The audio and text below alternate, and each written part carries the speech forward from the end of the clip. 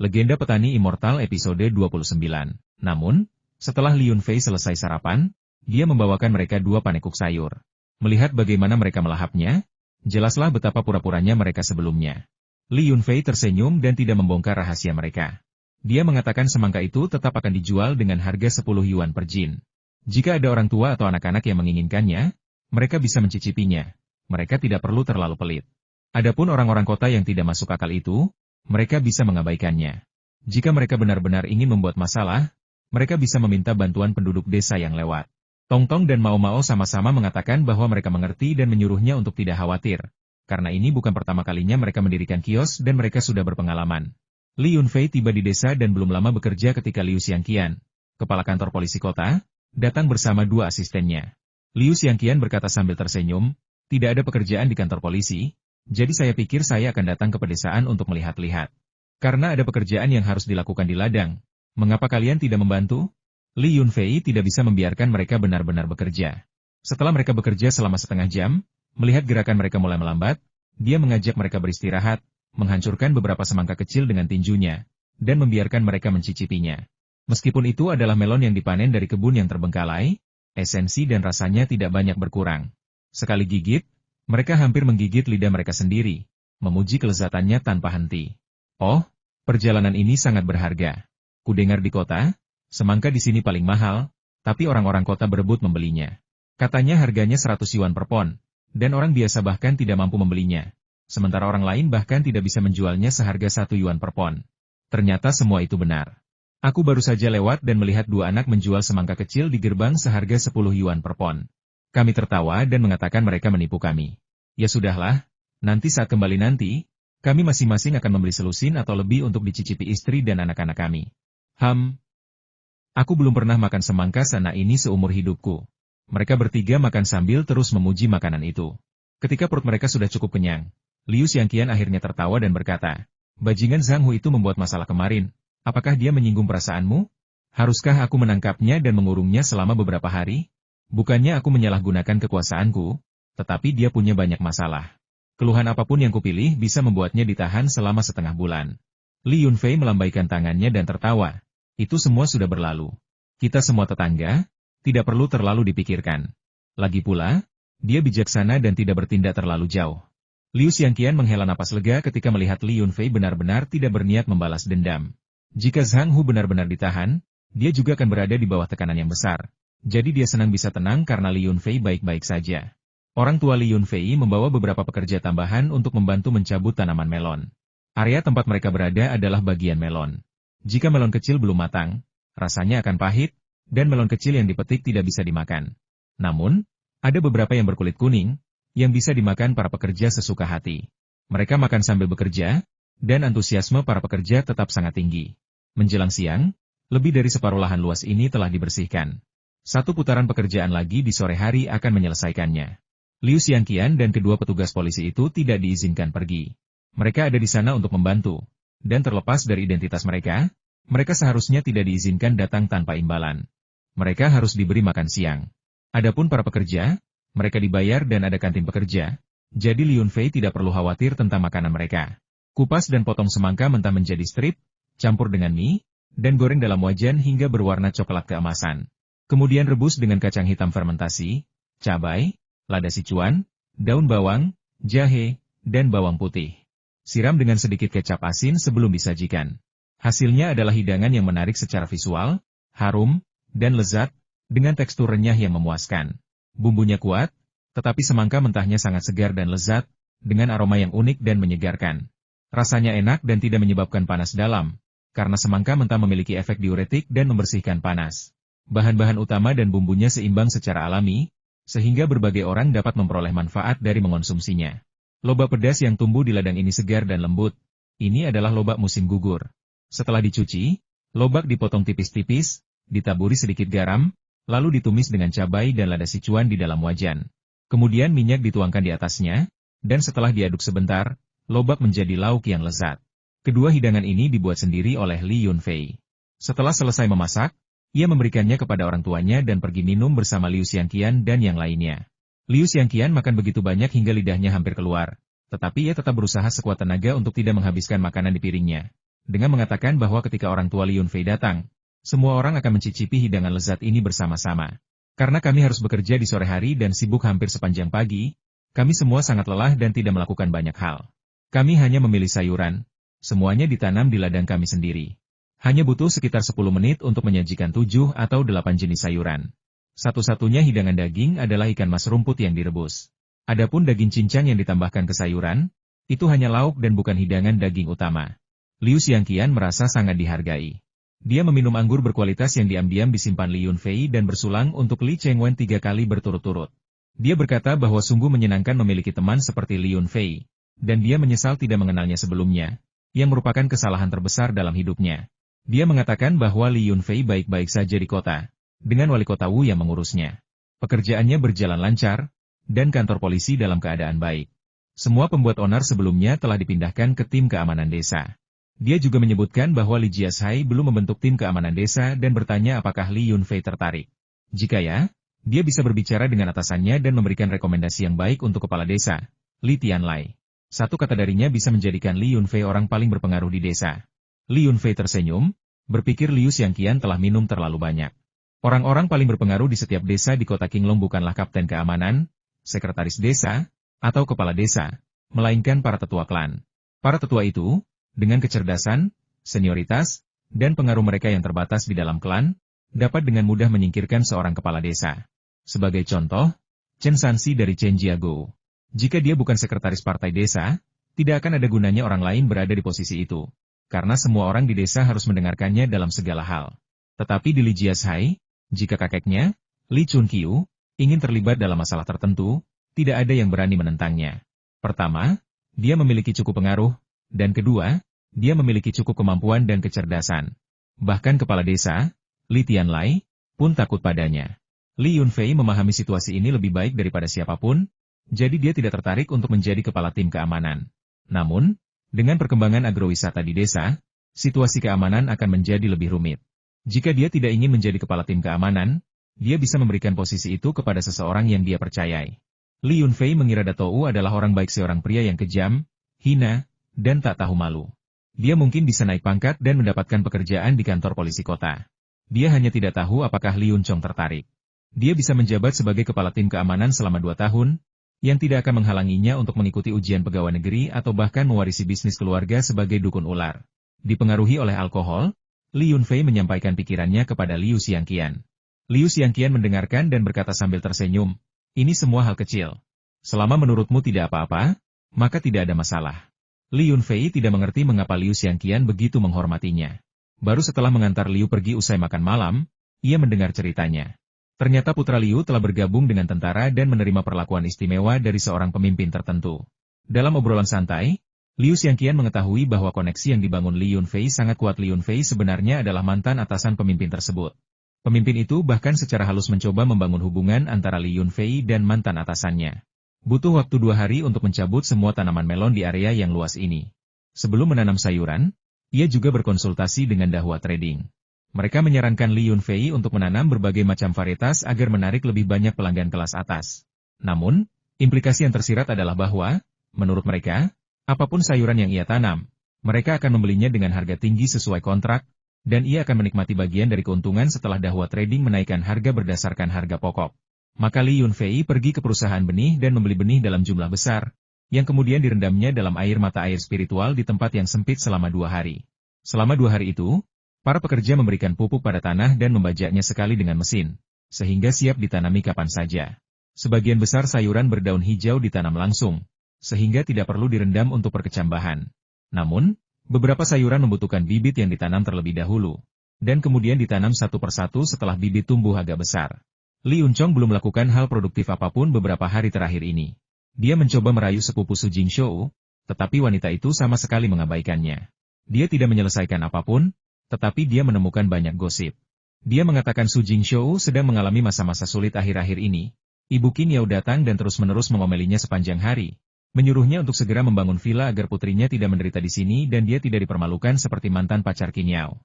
Kemudian, ketika pembangunan villa dimulai, mereka juga harus menanam sayuran musiman di sebidang tanah kecil yang baru saja direklamasi. Mengesampingkan kualitas lahan reklamasi yang tandus, hanya mempertimbangkan luasnya saja. Itu hanya sekitar 20 hektar. Benih rumput yang tak terhitung jumlahnya berjatuhan selama reklamasi. Jika sayuran musiman ditanam, siapa yang tahu berapa banyak rumput yang akan mencuri nutrisi sayuran tersebut? Su Jingshou tidak tahu cara menanam sayuran, tetapi dia tidak bodoh, jadi dia berkonsultasi dengan para ahli pertanian. Dia mengundang seorang guru dari sekolah pertanian kota untuk memberinya beberapa nasihat tentang metode budidaya sayuran yang menguntungkan. Su Jingshou mengikuti instruksi mereka, menyuruh para pekerjanya membeli benih dan pupuk, dan mulai menanam dengan tergesa-gesa, seolah-olah berlomba melawan waktu. Li Yunchong tersenyum dan berkata kepada Li Yunfei, mereka bilang mereka bergegas menanam untuk memaksimalkan keuntungan, tetapi sepertinya mereka sengaja mencoba bersaing denganmu. Misalnya, sayuran apapun yang kamu tanam, mereka menanam yang sama bayam, krisan, endive, pakcoy muda, selada, ketumbar, dan sayuran hijau lainnya. Jika dia ingin bersaing denganku, dia akan mati tanpa menyadari bagaimana dia mati. Jika dia memang sehebat itu, biarkan harga sayurannya mulai dari 10 yuan per buah, maka aku akan mengaguminya. Adapun pembagian keuntungan dengan Dahua Trading, aku tidak akan menyebutkannya, agar tidak terlalu meredam antusiasmenya, kata Li Yunfei sambil tersenyum. Di musim dingin, jika cuacanya buruk, beberapa sayuran bisa dijual seharga 10 yuan, terutama menjelang festival musim semi hehe, jangan berlebihan, canda Li Yunchong. Jika sayuran biasa bisa dijual seharga 10 yuan, saya berani menaikkan harga sayuran saya menjadi 100 yuan, kata Li Yunfei dengan percaya diri. Keduanya sedang duduk di pintu masuk villa, mengobrol, ketika Li Chunqiu, dengan wajah tegas, perlahan mendekat bersama seorang biksu tua yang cuping telinganya sangat besar. Keduanya menoleh, masing-masing memandang pemandangan, mengabaikan yang lain. Begitu melihat biksu itu, Li Yunfei langsung merasakan sensasi aneh. Pria itu botak dengan janggut panjang seputih salju yang menjuntai hingga dadanya. Kulitnya berwarna perunggu, dan wajahnya yang mengejutkan memiliki sedikit kerutan, sehingga mustahil untuk mengetahui usianya. Dia hanya tampak sangat tinggi dan tegap. Mata biksu itu tidak besar, tetapi memberikan kesan tajam, seolah-olah ia bisa melihat menembus hati orang lain. Di balik tatapan tenangnya terpendam kekuatan yang tak terbatas, dan ia memancarkan aura otoritas tanpa amarah. Si telinga besar, berhenti berlama-lama dan segera pergi dari sini. Jangan menunda urusan cucuku. Kalian para biksu Tibet, apakah kalian sudah kehilangan akal sehat di pegunungan? Kalian selalu membuat masalah begitu keluar. Jika aku tidak punya ikatan lama, aku pasti sudah menampar mereka semua sampai mati dan melemparkan mereka ke sungai untuk memberi makan kura-kura. Suara Li Chunqiu keras dan tidak sabar, teriakannya terdengar dari jauh. Biksu tua itu tidak marah. Ia melantunkan doa Buddha dengan jelas dan lantang, lalu dengan tenang melihat sekeliling hingga sampai pada Li Yunfei. Ia melirik kamus kangsi di tangan Li Yunfei dan tiba-tiba berkata, "Dermawan muda, hobimu cukup aneh. Kau benar-benar memegang kamus besar dan membacanya dengan penuh minat. Aku ingin tahu mengapa." Li Yunfei mengerutkan bibir, bahkan tanpa berdiri, dan dengan marah menegur, "Apakah itu urusanmu? Sekalipun aku membawa salinan, Dragon Tiger Leopard, dan setumpuk Plaibao, apa yang bisa kau lakukan? Pergi sana, jangan datang ke peternakanku. Aku kesal hanya melihatmu. Biksu macam apa kau ini? Kau sama sekali tidak punya belas kasihan. Terakhir kali, 2 biksu Parubaya memukuli kuda putihku tanpa bertanya apapun dan bahkan mengancam kakekku dengan mencubit perutku. Jangan kira aku tidak tahu. Kedua bajingan itu adalah muridmu. Kakekku sudah memberitahuku. Ngomong-ngomong, siapa namamu? Biksu bertelinga besar? Biaya pengobatan luka kudaku lebih dari 10.000 yuan. Bisakah kau sekalian membayar biaya pengobatan muridmu? Kata Li Yunfei sambil mengangkat tangannya untuk meminta ganti rugi. Amitabha, nama dharma saya adalah Mokekia, bukan biksu bertelinga besar, jadi Anda pasti salah mengira saya. Suara biksu tua itu memiliki irama khusus, dan sangat menyenangkan untuk didengar, tetapi makna yang diungkapkannya sangat tidak tahu malu. Dia menolak untuk mengakui kesalahannya dan menggunakan frasa Anda salah mengira saya untuk menghindari semua masalah. HMPH, kau praktis sudah sekarat, namun kulitmu masih begitu tebal. Tapi dengan kulit setebal itu, bagaimana kau bisa menghancurkan garis keturunannya padahal Guru Lingsu hanya membuat beberapa lelucon saat itu? Li Chunqiu mencibir. Maha Caga melantunkan doa Buddha dan berkata dengan hikmat, Amitabha, kau telah salah paham terlalu dalam tentangku, jadi mari kita tidak membicarakannya. Hanya saja kematian murid-muridku diselimuti misteri, yang sungguh memilukan. Jika kita tidak menemukan iblis yang bersembunyi di dunia, biar Alanda kita tidak akan pernah damai.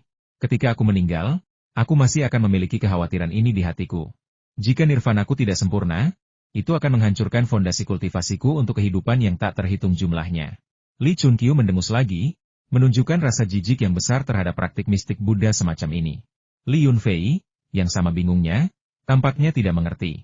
Setelah biksu bertelinga besar itu selesai berbicara, dia berjalan mondar-mandir di sekitar halaman vilanya beberapa kali. Tampaknya tidak mengerti apapun, biksu bertelinga besar itu kemudian berjalan di sepanjang tembok halaman lagi. Alisnya berkerut, pikirannya sulit ditebak. Ladang ini cukup luas.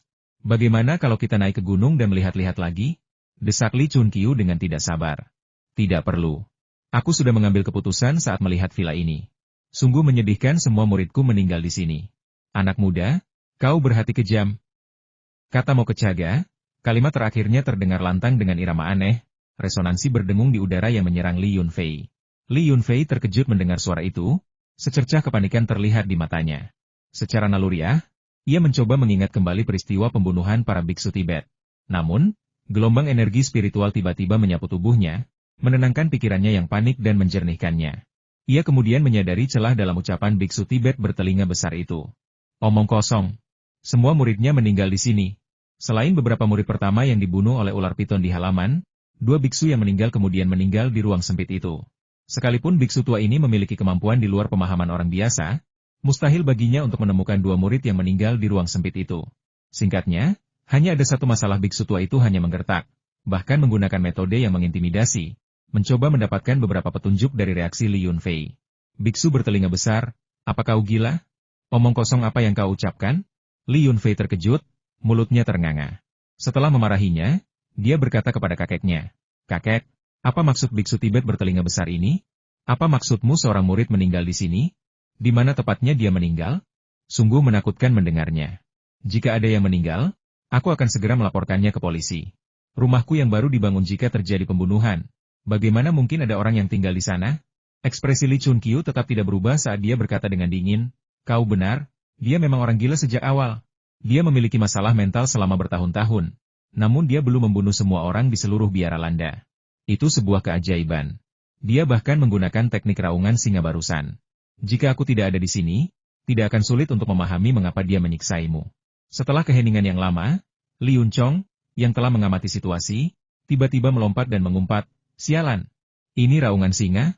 Mengerikan. Bagaimana mereka menggambarkannya di TV? Raungan singa seharusnya bisa meruntuhkan setidaknya beberapa ratus dinding, kan? Apakah biksu ini palsu? Dia tidak pandai meramal, dan kemampuan bela dirinya biasa-biasa saja. Aku benar-benar tidak tahu bagaimana dia bisa bertahan hidup selama bertahun-tahun ini." "Hah? Dia benar-benar mengaku ada yang meninggal di sini. Dia bisa memastikannya hanya dengan meliriknya beberapa kali? Amitabha, karena kau tidak mau mengakuinya, lupakan saja."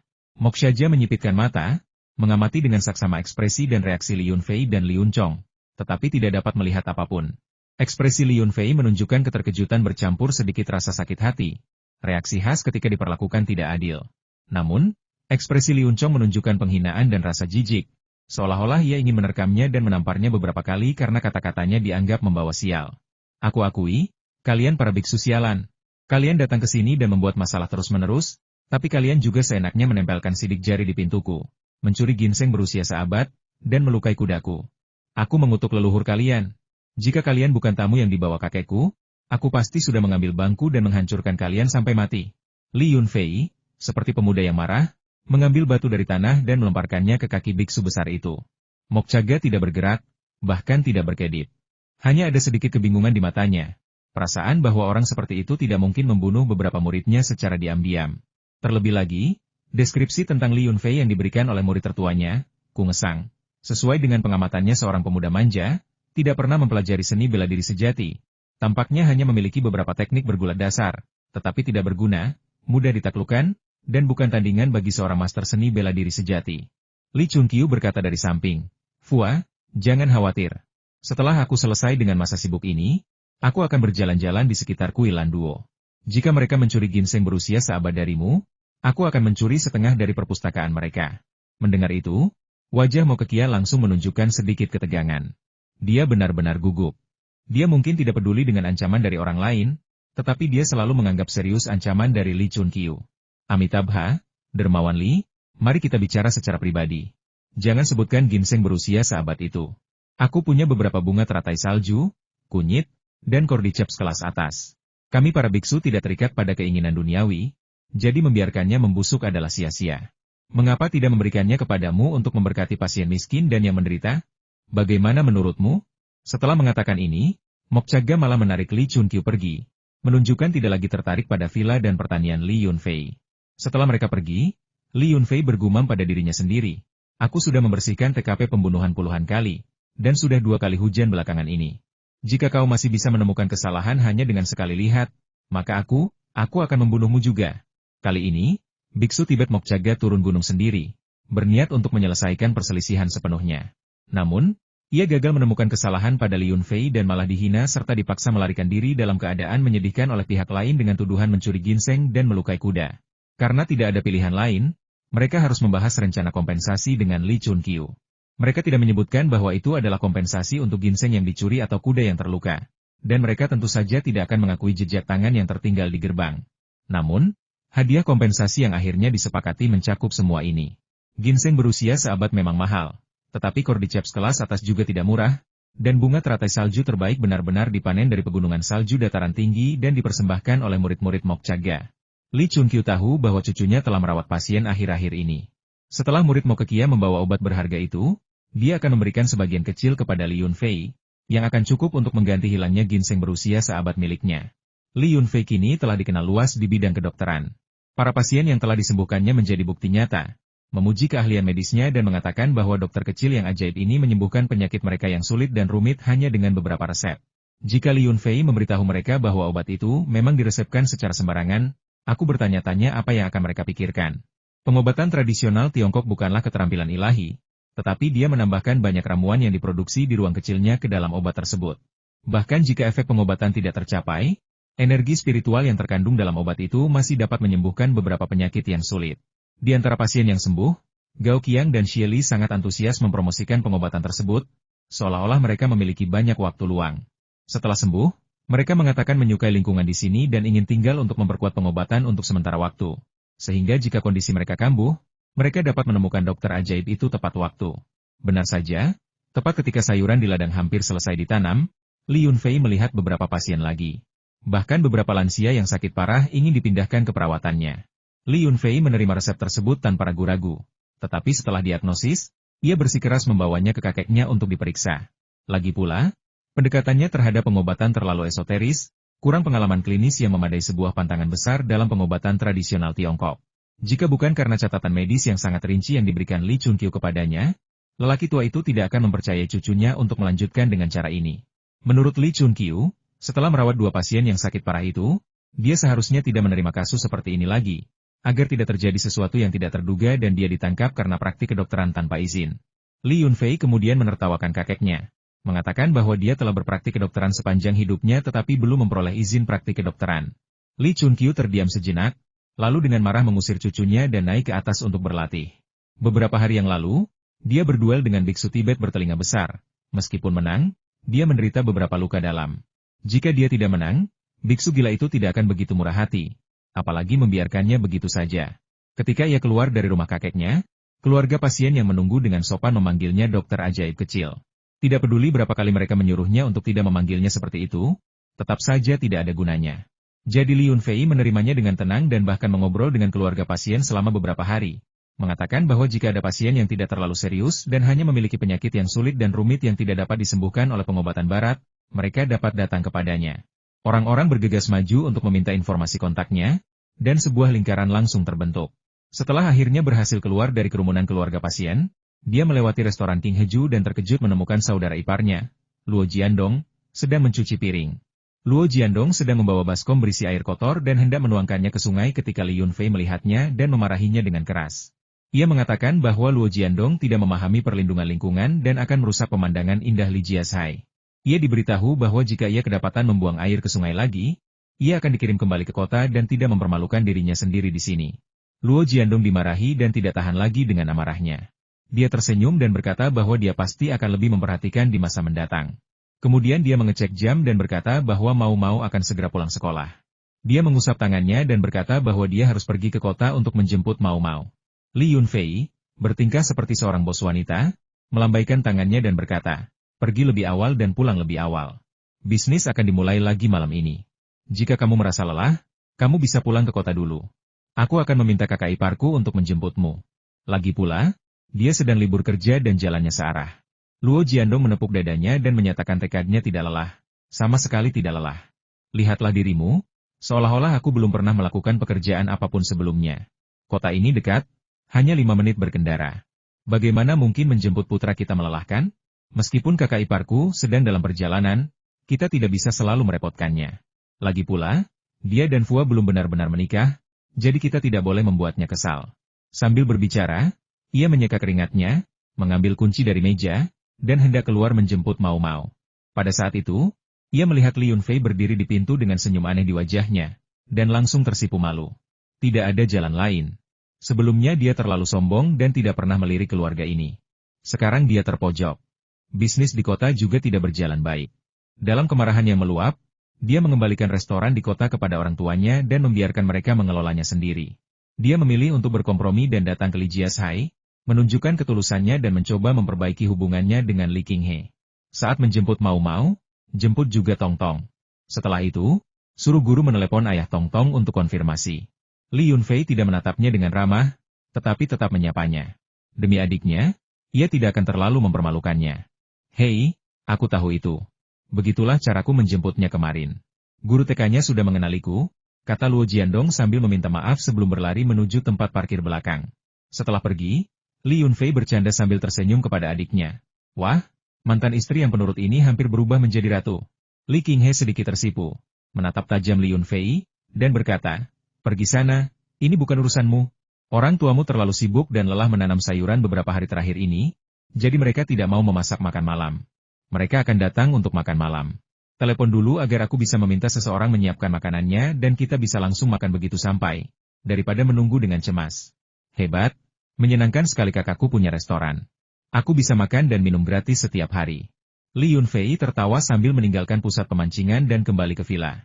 Karena tidak banyak yang bisa dilakukan, saya menyalakan komputer dan membaca berita. Selain kehebohan yang sedang berlangsung tentang gua bawah tanah, tidak banyak berita di kota itu. Namun, saya kebetulan melihat peringkat video Baidu dan langsung terkejut.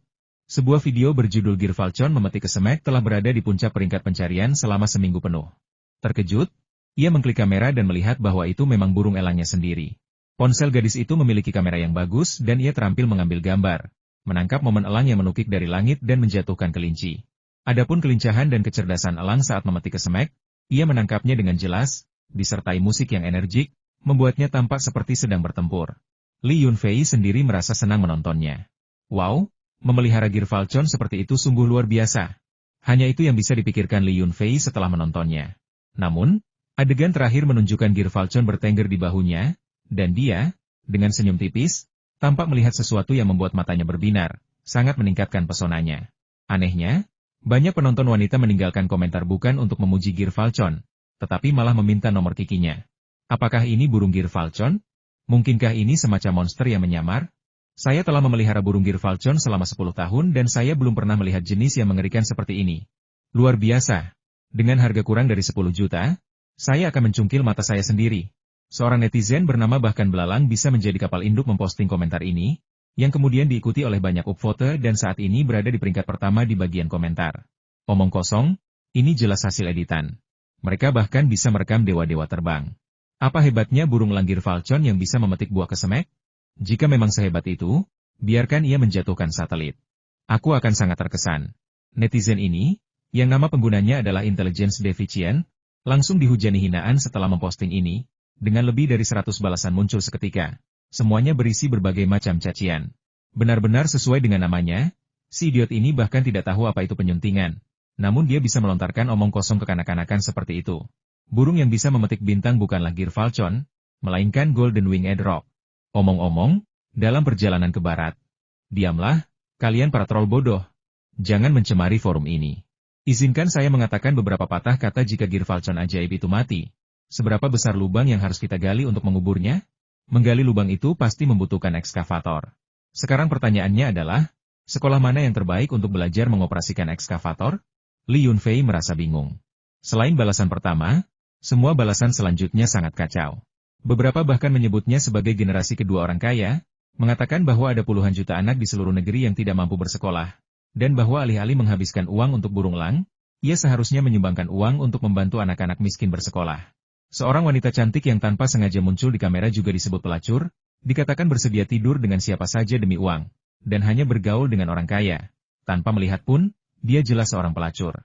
Baiklah, Li Yunfei dulunya seorang desainer web, orang dalam di industri TI, dan dia tahu suasana umum komentar berita di Tiongkok.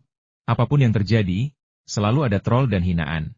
Dia dulu hanya menonton tontonan itu, tidak pernah menyangka bahwa suatu hari dia akan menjadi tokoh utama, diserang tanpa henti di kolom komentar. Untuk sementara waktu, dia mengalami bagaimana rasanya menjadi selebriti internet. Selain balasan yang kacau dan kasar itu, beberapa orang juga menanyakan harga, mengatakan bahwa Gear Falcon sebesar itu sangat langka dan sangat cerdas, dan mereka benar-benar ingin membeli keturunannya, meminta penawaran harga. Li Yunfei tidak menjawab pertanyaan-pertanyaan ini, karena jika seseorang benar-benar memiliki uang untuk membeli Gear Falcon seperti itu, mereka pasti akan dapat menemukan informasi pengunggah dan menghubunginya secara langsung. Mengapa bertanya di postingan? Melihat ini, Li Yunfei tiba-tiba teringat bahwa dia belum mengecek Gear Falcon di ruang kecil itu selama beberapa hari. Berdasarkan perbedaan waktu 1:10, Gear Falcon di ruang kecil itu seharusnya sudah menetas sejak lama. Dengan cemas, ia segera memasuki ruang kecil itu dan terbang ke sarang di puncak pohon di gunung. Kedua burung dewasa itu tidak ada di sana. Di dalam sarang terdapat dua anak burung dengan beberapa bulu. Mata mereka setengah terpejam, mulut mereka terbuka lebar, berkicau dan meminta makanan dari makhluk-makhluk yang mendekat. Wos! Di belakang mereka terdengar peringatan tajam dari R2Z. Burung elang pada masa inkubasi sangat agresif, dan bahkan pemiliknya pun tidak kebal. Pria botak itu, dengan seekor ikan loah kecil di paruhnya, masih mengibaskan ekornya. Tidak jelas bagaimana ia bisa mengeluarkan suara dengan sesuatu di mulutnya. Burung jantan, yang baru-baru ini menjadi cukup gemuk, masih beberapa puluh meter lebih lambat daripada pria botak itu, juga membawa seekor ikan kecil di paruhnya, dan dengan cemas terbang kembali ke sarangnya. Aku tidak akan memakannya. Kenapa terburu-buru? Kalian berdua idiot? Kata Li Yunfei, namun tetap terbang mundur puluhan meter, tubuh rohnya melayang di udara, mengamati kedua Gear Falcon yang memberi makan anak-anak ayam itu. Melihat burung Gear Falcon memberi makan kedua anak burung itu, Li Yunfei menyeringai lebar, seolah-olah dia melihat tumpukan uang alih-alih burung. Ruang kecil itu dipenuhi dengan makanan, termasuk ikan, buah-buahan, dan tanaman obat. Jika Anda ingin memakan serangga, Anda juga bisa membiarkan Gear Falcon keluar untuk mencari makan dengan bebas. Kedua ular piton itu berperilaku sangat baik akhir-akhir ini. Mereka tidak berani mendekati keluarga Gear Falcon, karena tahu bahwa jika mereka melakukannya, mereka akan diserang oleh R2Z. Ular piton itu sangat besar, tetapi ia tetap takut pada Baldi yang sama besarnya, karena ukuran Baldi saat ini tidak berbeda dengan elang biasa. Dengan kaki yang tebal dan kuat, cakar yang besar dan keras, serta sayap yang membentang seperti awan, membuatnya semakin menakutkan. Elang Gear Falcon dewasa lainnya baru-baru ini banyak mengonsumsi makanan yang kaya akan energi spiritual, dan ukurannya meningkat pesat.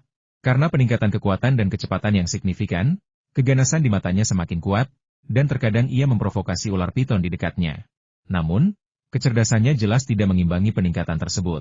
Setelah beberapa kali dihukum berat oleh R2Z, ia telah belajar dari kesalahannya dan tidak lagi mudah membuat masalah. Kedua ular piton itu merasa puas dengan keadaan saat ini dan lebih memilih untuk tetap damai. Karena setiap kali mereka berkelahi, terlepas dari siapa yang benar atau salah, mereka akan diberi pelajaran oleh Li Yunfei. Setelah berkelahi berkali-kali, mereka akan belajar dari kesalahan mereka. Li Yunfei terbang di atas planet kecil itu, memeriksa sayuran yang ditanamnya. Sejak ia menelan sepotong besar giok terakhir kali, energi spiritual di ruang kecil itu telah meningkat secara signifikan, dan semua tanaman tumbuh subur dan rimbun. Karena iklimnya yang seperti musim semi sepanjang tahun di sini, pohon teh tumbuh sangat baik, dengan daun yang selalu hijau. Pohon-pohon utama, yang telah dipangkas, telah pulih, dan dalam beberapa hari, daun teh muda yang baru tumbuh akan siap dipanen. Daun-daunnya bulat, rimbun, dan segar. Dan selama teknik pengolahannya tidak terlalu buruk, teh yang dihasilkan akan memiliki cita rasa kelas 1. Makhluk berkepala besi yang diikatkan pada matahari kecil itu akhir-akhir ini sangat tenang karena Gear Falcon baru itu bertingkah nakal. Sering terbang melewatinya dengan cakar terentang, seolah ingin memakannya. Jika bukan karena R2Z yang mengawasinya dengan cermat, makhluk itu pasti sudah dimakan ratusan kali. Ketika Li Yunfei menangkap dua ikan kecil dan memberikannya kepada ular itu tidak lagi menyerang dengan ganas. Sebaliknya, ia berhati-hati agar giginya tidak menyentuh tangan Li Yunfei. Tampaknya otaknya yang terbatas masih mengingat bagaimana Li Yunfei dengan mudah membunuh ular kobra raja yang diikat di sisinya beberapa waktu lalu. Tepat di puncak gunung, dia mencengkeram ekor ular kobra raja dan membantingnya ke bebatuan. Darah bahkan terciprat ke Little Sun. Ironhea tampaknya tiba-tiba mendapat pencerahan, menyadari situasi tersebut dan berhenti melawan. Sebaliknya, dia mulai belajar bagaimana menenangkan Li Yunfei, penguasa maha kuasa ruang ini. Keesokan harinya, Li Yunfei kembali ke Sungai Xiandai dan dia mengambil air ke ruang kecil itu, yang kemudian membentuk tetesan air hujan, mengairi sayuran dan pohon buah-buahan di planet kecil ini seperti hujan. Guru Suanyin kembali dari pegunungan, ditemani oleh dua muridnya, tampak lelah setelah perjalanan, dan memasuki klinik kecil Li Chunqiu. Li Yunfei kebetulan sedang kembali dari sudut sungai sabuk abadi dan melewati klinik tersebut. Melihat ekspresi muram ketiga Taois itu, ia mengikuti mereka. Ternyata, setelah mengikuti tim ekspedisi ahli ke dalam gua bawah tanah, mereka menghabiskan waktu lama melintasi hutan yang dikelilingi binatang buas untuk mencapai pondok kayu kecil di puncak gunung. Namun, kerangka Guru Lingsu, yang awalnya dalam posisi duduk, telah hancur berantakan. Kepala, lengan, paha, tulang rusuknya semuanya terpisah-pisah. Tidak diketahui kebencian macam apa yang mendorong seseorang untuk menghancurkan sisa-sisa tubuh orang lain. Guru Suanyin dengan berlinang air mata mengeluh kepada Li Chunqiu, mengatakan bahwa ia bertekad untuk mendapatkan keadilan bagi gurunya dan bersumpah tidak akan beristirahat sampai ia membalas dendam. Menyadari bahwa ia tidak bisa menyembunyikannya lagi, Li Chunqiu menceritakan bagaimana murid-murid biksu Tibet bertelinga besar, Mokekia, telah turun dari gunung. Ia juga menyebutkan bahwa mereka datang untuk membuat masalah bagi Li Yunfei karena Li Yunfei telah memasuki gua itu, dan bahkan mencuri ginseng berusia seabad dari rumahnya. Dia juga mengatakan bahwa biksu Tibet bertelinga besar itu datang 2 hari yang lalu dan bertarung dengannya. Keduanya hampir tidak seimbang, dengan Li Chunqiu menang tipis hanya dengan selisih setengah langkah. Kemudian semua orang memiliki urusan masing-masing dan tidak mengerahkan seluruh kemampuan mereka. Guru Suanyin menggertakkan giginya, mengatakan bahwa dia sudah lama menduga itu adalah perbuatan Mokcagan. Meskipun dia bukan tandingan Mokcagan, dia tidak akan membiarkan Biaralanda lolos begitu saja selama masih ada kesempatan. Jenazah Taois Lingsu telah dibawa kembali ke kuil Taois tanpa nama. Dia turun gunung untuk mengadu kepada Li Chunqiu, berharap Li Chunqiu akan membantunya membalas dendam. Namun, Li Chunqiu memiliki kesulitannya sendiri dan menceritakan apa yang telah terjadi. Jika benar-benar sampai pada pertarungan hidup dan mati, Taois Suanyin tidak layak meminta bantuan Li Chunqiu. Setelah menyampaikan apa yang perlu disampaikan, ia buru-buru kembali ke puncak Rizhao tanpa makan terlebih dahulu. Identitas musuhnya perlahan mulai terungkap. Meskipun ia tidak memiliki kemampuan untuk membalas dendam sekarang, ia tetap perlu menunjukkan sikap yang tepat. Adapun bagaimana cara memobilisasi murid-muridnya setelah kembali, itu di luar pemahaman Li Yunfei. Mokekia sudah agak keterlaluan demi gulungan bambu yang ditinggalkan oleh Taois Lingsu. Masalah ini semakin membesar, dan masalah gulungan bambu itu tidak bisa lagi dibicarakan secara terbuka. Namun, jika ada rahasia luar biasa di gulungan bambu itu, aku pasti akan menemukan cara untuk memberitahu Taois Suanyin. Ah, tidak enak melihat Taois yang tangguh seperti itu menangis dengan air mata dan ingus mengalir di wajahnya. Li Yunfei menghela napas dalam hati dan ingin mengambil kesempatan untuk pergi. Suara Li Chunqiu tiba-tiba terdengar dari jendela lantai atas Fua, berhenti di situ. Apakah kau masih punya cairan sumsum giok? Aku baru saja terluka, tapi aku merasa akan segera mencapai terobosan. Siapkan 2 ember lagi cairan sumsum giok untukku. Begitu aku mencapai alam transformasi, jika biksu Mokekia itu berani membuat masalah lagi, aku akan menamparnya sampai mati tanpa berkata apa-apa. Li Yunfei menggerutu dengan tidak puas, 2 ember? Kenapa kau tidak merampokku saja? Jika itu benar-benar cairan sumsum giok, bahkan gunung giok murni pun tidak akan menghasilkan 1 ember pun. Tapi tidak apa-apa, aku akan menyimpan jatahku dan meninggalkannya untukmu. Aku akan mengirimimu 1 ember besok. Jika kau benar-benar berhasil, ingat apa yang baru saja kau katakan, bantu aku membunuh biksu Tibet bertelinga besar itu. Sialan, dia berani menuduhku membunuh muridnya secara palsu. Entah kau tidak bersalah atau tidak, kau tahu di dalam hatimu. Beberapa hari telah berlalu, dan tak seorang pun bisa mencium bau darah dan aroma pembunuhan lagi, tetapi aku bisa menciumnya pagi itu. Kau semakin sulit ditebak, dan aku tak bisa lagi memahami dirimu. Tapi hati-hati, ada banyak orang yang cakap di dunia ini. Jangan melakukan hal buruk dengan sengaja. Jika kau benar-benar terpojok oleh orang jahat, aku akan menanggung kesalahanmu meskipun itu berarti pergi ke ujung dunia. Suara Li Chunqiu tiba-tiba menjadi sangat halus. Terdengar keras, tetapi seolah-olah hanya berbicara kepada Li Yunfei, seolah-olah dia berada tepat di depannya. Li Yunfei merasakan kehangatan di hatinya, tetapi dia menolaknya dan mencibir. "Ceka, membual. Jika kau menyebabkan bencana besar, tak seorang pun bisa menahannya. Kau bukan Nua yang bisa memperbaiki langit. Dasar bocah nakal, pergi sana. Beraninya kau bicara seperti itu pada kakekmu? Kau semakin keterlaluan." Li Chunqiu sangat marah hingga ia menatap kakeknya dengan tajam dan membanting jendela hingga tertutup, memutuskan untuk menghindari bertemu dengannya sama sekali. Mendengar keributan itu, nenek Li Yunfei berlari keluar dari dapur di halaman belakang, membawa beberapa irisan acar lobak. Melihat Li Yunfei, dia gembira dan berseru, Fua, ayo coba acar lobak buatan nenek. Ini batch pertama, dan rasanya pas sekali. Bawa pulang dan makan dengan bubur atau bakpao, rasanya pasti lebih enak dari apapun. Mendengar itu, mata Li Yunfei berbinar, dan dia berlari sambil tersenyum. Berkata, aku paling suka acar lobak dan acar kubis buatan kakakku. Aku mau keduanya. Aku sudah lama tidak memakannya, dan hanya mendengarnya saja sudah membuatku ngiler. Kamu bisa memetiknya sendiri, sebanyak yang kamu mau. Masih ada beberapa acar di toples kecil lainnya, tapi belum dibuka. Nanti rasanya akan berubah. Kata nenek sambil menunjuk toples-toples itu dan menyuruh Li Yunfei memetiknya. Nenek sedang mengawetkan sekeranjang lobak kering yang baru. Keranjang lobak kering itu, beratnya sekitar 10 pon, dipotong menjadi potongan panjang dan dikeringkan hingga sekitar 80 hingga 90% kering. Lobak-lobak itu tampak setebal jari manusia dan keriput. Setiap orang memiliki metode pengawetan yang berbeda, menghasilkan rasa yang berbeda pula. Itulah sebabnya ada begitu banyak jenis acar lobak di pasaran. Beberapa rasanya lezat dan Anda tidak akan pernah bosan memakannya. Sementara yang lain hanya terasa asin dan kurang memiliki aroma lobak yang sebenarnya. Bahkan ada acar lobak berbentuk irisan yang pembuatnya sendiri pun tidak berani memakannya, karena baunya yang menyengat dan membuat mual. Li Yunfei kebetulan punya waktu luang dan ingin belajar cara mengawetkan lobak dari neneknya. Yang Yunu juga sudah mempelajarinya terakhir kali, dan mengatakan akan mencobanya di rumah, tetapi dia belum pernah mencicipi acar lobak buatan sepupunya. Jadi dia menduga hasilnya gagal. Ketika nenek mendengar bahwa Li Yunfei tertarik mempelajari cara mengawetkan lobak, beliau sangat gembira dan berkata sambil tersenyum, nenek memiliki banyak keahlian, dan saya hanya khawatir tidak ada yang akan mempelajarinya dan tradisi ini akan hilang. Ketika kita masih kecil, kita ditertawakan karena tidak mengetahui keahlian ini. Ayo, nenek akan mengajarimu cara memotong lobak dulu. Nenek menemukan lobak segar dan menunjukkan cara memotongnya kepada Li Yunfei. Pertama-tama, ia memotong lobak menjadi beberapa irisan yang sama rata, lalu memotongnya secara vertikal menjadi potongan-potongan memanjang. Karena itu adalah panjang keseluruhan lobak. Jika terlalu panjang, ia bisa memotongnya secara horizontal di tengah untuk mengurangi panjangnya menjadi setengahnya. Bagaimanapun cara memotongnya, tujuannya tetap sama mengontrol panjang dan lebar potongan lobak sehingga setiap potongan memiliki ukuran dan panjang yang kurang lebih sama. Ini memudahkan bumbu meresap, dan garam serta bumbu yang digunakan dalam perendaman pun serupa, sehingga acar lobak yang dihasilkan akan memiliki rasa yang konsisten dan tidak akan ada potongan yang terlalu asin, terlalu manis, atau terlalu asam. Setelah memotong lobak yang ingin Anda acar, jemur di bawah sinar matahari selama beberapa hari hingga kering. Anda dapat mengatur waktunya sesuai kebutuhan tergantung pada jumlah sinar matahari.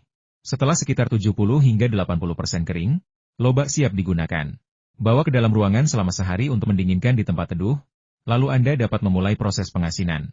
Nenek menunjuk lobak kering di dalam toples acar kecil dan berkata, ini lobak kering yang dikeringkan kemarin. Masukkan ke sini, tuangkan air hangat, dan rendam sebentar agar lunak sehingga dapat menyerap bumbu dengan lebih baik. Setelah mengatakan itu, nenek menuangkan air hangat sekitar 40 derajat Celcius ke dalam wadah kecil, secukupnya untuk merendam lobak kering. Setelah beberapa saat, Li Yunfei menyentuh lobak kering dan merasa bahwa lobak itu sedikit melunak. Nenek kemudian memberi isyarat agar dia membuang airnya.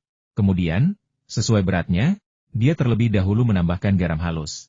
Setelah menuangkannya, dia menggunakan kedua tangannya untuk menggosok lobak kering agar garam larut merata dan meresap ke setiap potongan lobak. Selanjutnya, tambahkan gula pasir dan lanjutkan menguleni. Kemudian tambahkan kecap asin, bubuk cabai, dan bubuk lada Sichuan, lalu ulangi proses menguleni. Nenek berkata kepada Li Yunfei, jangan anggap ini terlalu merepotkan. Kunci sebenarnya untuk rasa yang enak adalah langkah-langkah menguleni yang tampaknya tidak penting ini. Nenek memastikan setiap potongan lobak terlapisi bumbu secara merata sebelum membungkusnya dengan plastik tipis. Plastik pembungkus ini mirip dengan cling film, hanya sedikit lebih tebal. Setelah dibungkus, letakkan di tempat yang sejuk dan gelap selama 2 hari, aduk sesering mungkin untuk meningkatkan efek pengawetan. Jika Anda malas, Anda bisa melewatkan pengadukan dan cukup mencampurnya dengan sumpit bersih saat ingin memakannya. Nenek memperhatikan Li Yunfei menutup rapat toples sebelum berkata, setelah tertutup rapat, biasanya akan siap dimakan dalam 2 hari. Tapi jika kamu ingin rasanya paling enak, sebaiknya tunggu 7 atau 8 hari. Awalnya, kamu mungkin tidak bisa mendapatkan proporsi yang tepat. Kamu harus mencobanya beberapa kali. Latihan membuat sempurna. Aku mungkin tidak bisa memberikan rasio bumbu yang spesifik, tetapi melakukannya dengan insting lebih baik daripada menimbangnya. Li Yunfei belajar cara mengawetkan lobak dari neneknya dan mulai berlatih setelah kembali ke rumah. Lobak yang ia gunakan semuanya berasal dari Xiao Kongjian dan berkualitas tinggi. Jika ia tidak bisa membuat acar lobak yang lezat dengan bahan-bahan seperti itu, maka itu murni masalah keterampilan. Aku memotong sekeranjang besar lobak menjadi irisan, berniat untuk mengeringkannya di halaman, Tetapi melihat sekeliling, sinar matahari sebagian besar terhalang oleh pepohonan dan bambu. Jadi, aku harus naik ke loteng. Ada ruang terbuka di depan loteng tempat aku bisa mengeringkan barang-barang, dan juga menikmati minum, mengobrol, dan berjemur. Sebelum aku sempat menyimpannya, aku melihat sebuah mobil mewah melaju di jalan utama. Mobil itu tampak agak familiar. Ketika aku melihat mobil itu langsung menabrak gerbang besi, aku menyadari bahwa mobil itu sedang mencariku. Para pekerja sering datang dan pergi akhir-akhir ini, dan gerbang besi itu menghalangi. Tetapi karena pertanian ini hanya memiliki satu pintu masuk dan keluar, membiarkan gerbang terbuka tidak akan menjadi masalah. Ayam-ayam berbulu hitam dan bertelur hijau yang dipelihara bebas di puncak bukit sudah terbiasa mencari serangga di kebun sayur dan tidak akan berkeliaran. Benar saja, SUV mewah itu terparkir di tempat parkir di sebelah villa. Wang Chao keluar, membuka bagasi, dan mengeluarkan sejumlah hadiah. Tuan muda kaya ini tidak membawa siapapun bersamanya hari ini. Dia datang sendirian. Hei, sobat, kenapa kau tidak membawa seorang gadis untuk kau nikmati? Li Yunfei menyapanya dari pagar pavilion, sambil tersenyum lebar. Bukan karena alasan lain selain karena Taipan ini membawa beberapa peti anggur dan rokok berkualitas tinggi, yang cukup berharga. Tentu saja, kehadiran Taipan seperti itu yang datang dan menumpang setiap hari sangat disambut baik. Wang Chao kemudian memperhatikan Li Yunfei, menengadahkan kepalanya dan tertawa, kau yang paling banyak bicara. Gadis yang kubawa terakhir kali menangis dan memohon informasi kontakmu. Aku marah dan meninggalkannya. Untuk mencegah topiku memerah, aku sama sekali tidak akan membawa gadis manapun ke rumahmu mulai sekarang. Keduanya bertukar lelucon, dan Li Yunfei, yang sudah mengatur potongan lobak di tangannya, berlari ke bawah dengan keranjangnya. Dia menyambut Wang Chao masuk rumah, menuangkan air untuknya dan menawarkannya rokok, lalu mereka duduk di sofa untuk mengobrol. Setelah mengobrol beberapa saat, Wang Chao akhirnya mengungkapkan tujuannya saudara. Apakah Anda sudah melihat video itu di internet? Hehe, itu tentang seekor Gir Falcon yang memetik buah kesemek. Saya ada di sana saat itu, tetapi saya tidak terlalu terkejut. Namun, setelah menonton video itu lagi, saya menjadi semakin kagum. Jadi saya memutuskan bahwa saya pasti akan membeli salah satu anak Gir Falcon itu. Anda tentukan harganya. Mendengar itu, Li Yunfei langsung tertawa dan berkata, mengapa kau begitu terburu-buru? Mereka baru menetas beberapa waktu lalu. Melatih elang dan burung falcon membutuhkan setidaknya 3 atau 4 bulan agar efektif. Terlalu cepat atau terlalu lambat tidak akan berhasil. Aku pasti akan menghubungimu ketika waktunya tiba. Bagaimana mungkin aku tidak cemas? Hanya ada 2 anak ayam. Aku pasti akan melakukan apa saja untuk mendapatkan salah satunya. Tian Mu juga tidak akan bersikap sopan. Jangan biarkan keheningannya menipumu. Jika dia membeli kedua anak ayam itu saat aku berada di Myanmar untuk lelang giok, aku akan hancur. Orang itu punya terlalu banyak cara untuk menghasilkan uang.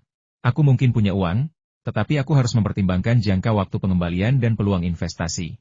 Baru-baru ini aku menyisihkan beberapa ratus juta untuk berpartisipasi dalam lelang giok. Jadi aku memberikan 20 juta kepadamu sebagai uang muka. Kamu bisa menutupi selisihnya nanti. Berapapun harga jualnya kepada orang lain, itulah yang kamu bayarkan kepadaku. Lagi pula, aku berhutang budi padamu. Sepertinya Wang Chao benar-benar menyukai jenis Gir Falcon ini. Ia mengatakan itu dalam satu tarikan napas, lalu mengeluarkan cek dari tasnya dengan nilai nominal 20 juta dan meletakkannya di atas meja di depan Li Yunfei. Li Yunfei mengambil cek itu dan melihatnya, lalu menghela napas. Ini pertama kalinya dalam hidupku aku melihat cek sebesar ini. Kau benar-benar seorang Taipan. Aku tidak akan mengatakan apa-apa lagi. Aku sudah mendapatkan Gir Falcon yang kau inginkan.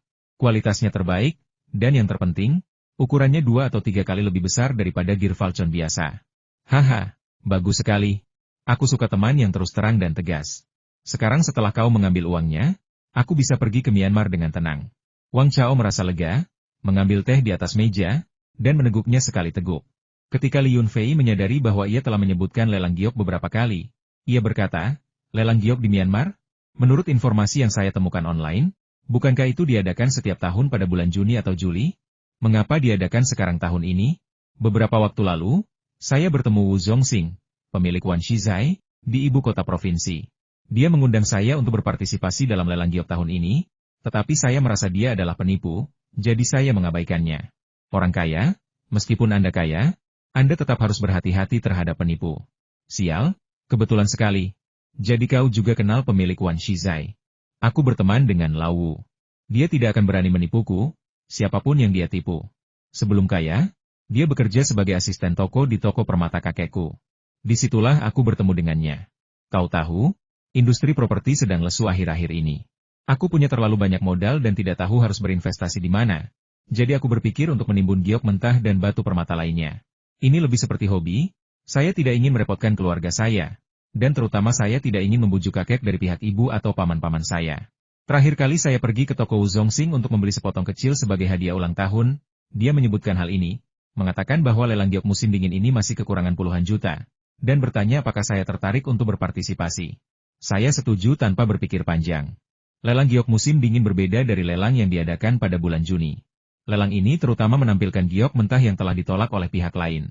Para pemilik giok mentah ini ingin menjualnya dan mengubahnya menjadi uang tunai, sehingga harganya lebih murah dan risikonya lebih besar. Lelang ini terutama menargetkan pedagang perhiasan dan giok domestik. Lelang giok resmi menggunakan euro, sedangkan lelang musim ini menggunakan RMB. Selain itu, ada peraturan khusus ambang batas masuk bagi peserta adalah 100 juta RMB. Setelah masuk, peserta harus membeli giok mentah senilai minimal 100 juta RMB, tanpa batas atas. Dengan kata lain, setelah prosedur masuk selesai, deposit 100 juta RMB tidak dapat dikembalikan. Li Yunfei tercengang dan berkata, ini berbeda dengan informasi yang saya temukan. Benarkah hal seperti ini ada? Hehe, apa yang sulit dipahami? Ponsel terbagi menjadi impor resmi dan impor paralel. Perusahaan terbagi menjadi perusahaan milik negara dan perusahaan swasta, dan lelang giok juga memiliki perbedaan. Bukankah itu normal? Meskipun lelang semacam itu tidak terlalu terbuka, mereka pasti mengikuti semua prosedur hukum. Yang tidak Anda ketahui adalah bahwa di luar lelang, ada banyak sekali kelompok penyelundup kecil. Mereka melakukan hal-hal berbahaya yang akan membuat mereka terbunuh. Jika mereka tertangkap oleh pemerintah militer Burma dan tidak dapat membayar uang tebusan yang besar, mereka akan ditembak. Itu tidak berbeda dengan perdagangan narkoba. Li Yunfei sangat tersentuh oleh kata-katanya dan tiba-tiba berkata, "Kapan kau akan keluar? Ajak aku bersamamu. Aku ingin memperluas wawasanku. Jika aku menemukan sesuatu yang cocok, aku ingin mendapatkan beberapa batu giok mentah dan memotongnya untuk bersenang-senang. Aku tidak mempercayai Wu Zongxing, tetapi aku mempercayaimu." Kalimat terakhir itu membuat Wang Chao tertawa, lalu ia menepuk bahunya dan berkata, "Baiklah, jangan bicarakan hal lain lagi. Hanya karena kalimat itu, aku harus mengantarmu. Tapi apakah kamu punya paspor? Jika kamu tidak punya paspor, akan sedikit merepotkan, dan kita harus meminta seseorang untuk mempercepat prosesnya." "Saya punya paspor. Mantan pacar saya belajar bahasa asing dan sering bepergian ke luar negeri. Saya pernah pergi bersamanya 2 kali, tetapi kemudian kami tidak mampu lagi membiayai perjalanan tersebut, jadi paspor saya hanya tergeletak di dasar koper sejak saat itu," jawab Li Yunfei. "Baiklah, berikan paspor dan dokumen-dokumen terkait lainnya, dan saya akan mengurus izin perjalanan Anda. Hubungi saya di ibu kota provinsi besok malam, dan kita akan bertemu di sana. Kita akan berangkat tepat lusa dengan pesawat." Wang Chao langsung setuju, menunjukkan efisiensi yang luar biasa. Setelah mengantar Wang Chao pergi sore itu, Li Yunfei pergi ke bank, mencairkan cek, mendesak Dahua Trading untuk menyelesaikan pembayaran barang, dan meminta 3 hotel besar untuk mengambil barang lagi, sehingga total dana yang terkumpul mencapai 25 juta. Dia berencana untuk mencoba peruntungannya dengan Wang Chao dan membeli beberapa batu giok atau batu giok mentah untuk menyimpan sumber daya spiritual di ruangannya yang kecil. Setelah menyelesaikan urusan di rumah, Li Yunfei berkendara ke ibu kota provinsi keesokan harinya siang hari. Mereka bertemu di hotel yang disebutkan Wang Chao pada sore harinya. Li Yunfei hanya membawa tas kerja pria yang ringan dan masuk ke kamar yang telah ditentukan. Begitu masuk, Wu Zongxing langsung mengenali Li Yunfei. Ekspresinya tampak rumit, tetapi ia segera tersenyum dan menghampiri untuk berjabat tangan Tuan Li. "Anda telah menyembunyikan ini dengan baik. Jadi Anda adalah teman misterius yang selama ini dibicarakan Presiden Wang." Li Yunfei menjawab sambil tersenyum, "Tuan Wu, Anda terlalu baik. Belakangan ini saya kekurangan uang dan tidak berani terlibat dalam industri ini. Saya baru saja mendapatkan banyak uang kemarin, dan ketika saya mendengar Wang Chao menyebutkan lelang giok Myanmar, saya tiba-tiba ingin pergi dan memperluas wawasan saya. Begitu saya berada di Myanmar, saya berharap Tuan Wu dapat memberi saya bimbingan dan membiarkan saya mendapatkan manfaat darinya juga." Wang Chao sedang berbincang santai dengan seorang pria tua berusia 50-an ketika ia melihat Li Yunfei masuk. Ia berdiri dan memperkenalkannya, berkata, "Saudara, Anda sudah datang. Mari, izinkan saya memperkenalkan Anda." "Tidak perlu memperkenalkan Tuan Wu, Anda sudah mengenalnya. Pria yang duduk di depan saya adalah seorang ahli penilai permata. Kami sepenuhnya mengandalkan bimbingan Tuan Hu ketika kami pergi ke lelang permata Yangon untuk mencoba peruntungan." Pria tua itu memakai kacamata, memiliki aura terpelajar, dan berbicara dengan sangat sopan. Dia tertawa dan berkata, "Ahli apa? Sekarang ini, para ahli semuanya tukang mengumpat. Nama saya Hu Huai, Anda bisa memanggil saya Hu Tua jika Anda mau. Saya akan pergi ke Myanmar kali ini karena alasan pribadi saya sendiri. Hehe." Baru saat makan malam Li Yunfei mengetahui apa yang dimaksud Hu Huaiyi dengan motif egois. Ternyata, Hu Huaiyi membawa putranya untuk memperluas wawasannya. Putranya bergegas menghampiri saat makan malam, menyapa semua orang sebentar, lalu makan dalam diam. Itu bukan kesombongan. Dia hanya tidak ingin berbicara dengan siapapun, dan wajahnya memerah karena marah, seolah-olah baru saja bertengkar. Melihat putranya yang sudah berusia 27 atau 28 tahun masih bersikap tidak sopan, Hu Huaiyi merasa sedikit malu dan memarahinya. Hurui, terlambat itu satu hal, tapi setelah masuk rumah, wajahmu masih cemberut. Ada yang berhutang sesuatu padamu? Ada apa? Ada kejadian di toko? Teguran itu hanyalah pura-pura. Tujuan sebenarnya adalah untuk menjelaskan situasi atas nama sang anak dan meminta maaf. Lagi pula, sang anak tidak berhak menunjukkan rasa tidak hormat kepada kedua majikannya. Jangan dibahas lagi. Untuk mengumpulkan uang, aku bahkan sampai menggadaikan villa kecil di pusat kota itu. Para penghisap darah itu bahkan menyuruhku menjual giok, barang antik, dan kaligrafi di toko dengan harga murah. Mereka benar-benar bajingan, padahal aku sudah menganggap mereka teman. Hurui mengumpat dengan marah. Membawa topik uang hanya membuat situasi semakin canggung. Kedua perusahaan ini, tergantung pada keadaan, akan menawarkan Hu Huaiyi biaya konsultasi profesional yang besar, tetapi mereka tidak mungkin membiayai pengeluaran bisnis putranya. Lebih baik diam saja. Tetapi jika Anda membicarakannya di meja makan, suasana akan langsung menjadi canggung. Mereka terjebak dalam dilema apakah akan menerima atau tidak. Li Yunfei, yang agak asing di sana, tersenyum dan melanjutkan pembicaraan yang sudah mereda. Teman ini juga ingin berjudi di lelang giok, jadi kita bisa dibilang sama. Tapi aku tidak berani menggadaikan rumahku, jadi aku tidak bertaruh banyak. Aku hanya akan berjudi dengan uang tunai yang kumiliki. Hurui mencibir dengan nada meremehkan. HMPH, kau mencoba membujukku untuk realistis tentang kemampuanku, ya? Kau dan aku bukan tipe orang yang sama. Jika aku punya kesempatan untuk melambung ke puncak, kenapa tidak aku rebut saja? Pasar gelap di musim dingin menawarkan lebih banyak peluang daripada pasar umum. Jika aku bisa mendapatkan sebagian kecil saja, aku akan menghasilkan banyak uang. Dan kemudian aku tidak perlu membuang waktuku berdiam diri di toko kecil itu sepanjang hari. Hurui adalah contoh tipikal seseorang yang ingin kaya raya dalam semalam. Bahkan seseorang yang baik hati seperti Li Yunfei pun tidak akan mau berbicara dengan orang seperti itu. Kedua majikan, Wang Chao dan Wu Zongxing, hanya tersenyum dan tidak mengatakan hal yang tidak menyenangkan, karena mereka masih membutuhkan bantuan ayah Hurui untuk perjalanan ini. Penerbangan itu pukul 8 pagi keesokan harinya. Setelah menyelesaikan formalitas, kami naik pesawat dan terbang langsung ke Yangon, Myanmar. Di sepanjang perjalanan, saya mendengar beberapa percakapan menarik antara Hu Huaiyi dan putranya. Ternyata Hu Huaiyi dulunya adalah seorang profesor di Universitas Ilmu Geologi Tiongkok dan telah lama terlibat dalam industri perjudian giok. Ketika bekerja sebagai konsultan, ia membantu orang menghasilkan banyak uang, dan komisi yang didapatnya juga cukup besar, menjadikannya seorang miliarder sejak usia muda. Setelah memiliki banyak uang, ia menjadi tidak mau hanya menjadi konsultan bagi orang lain.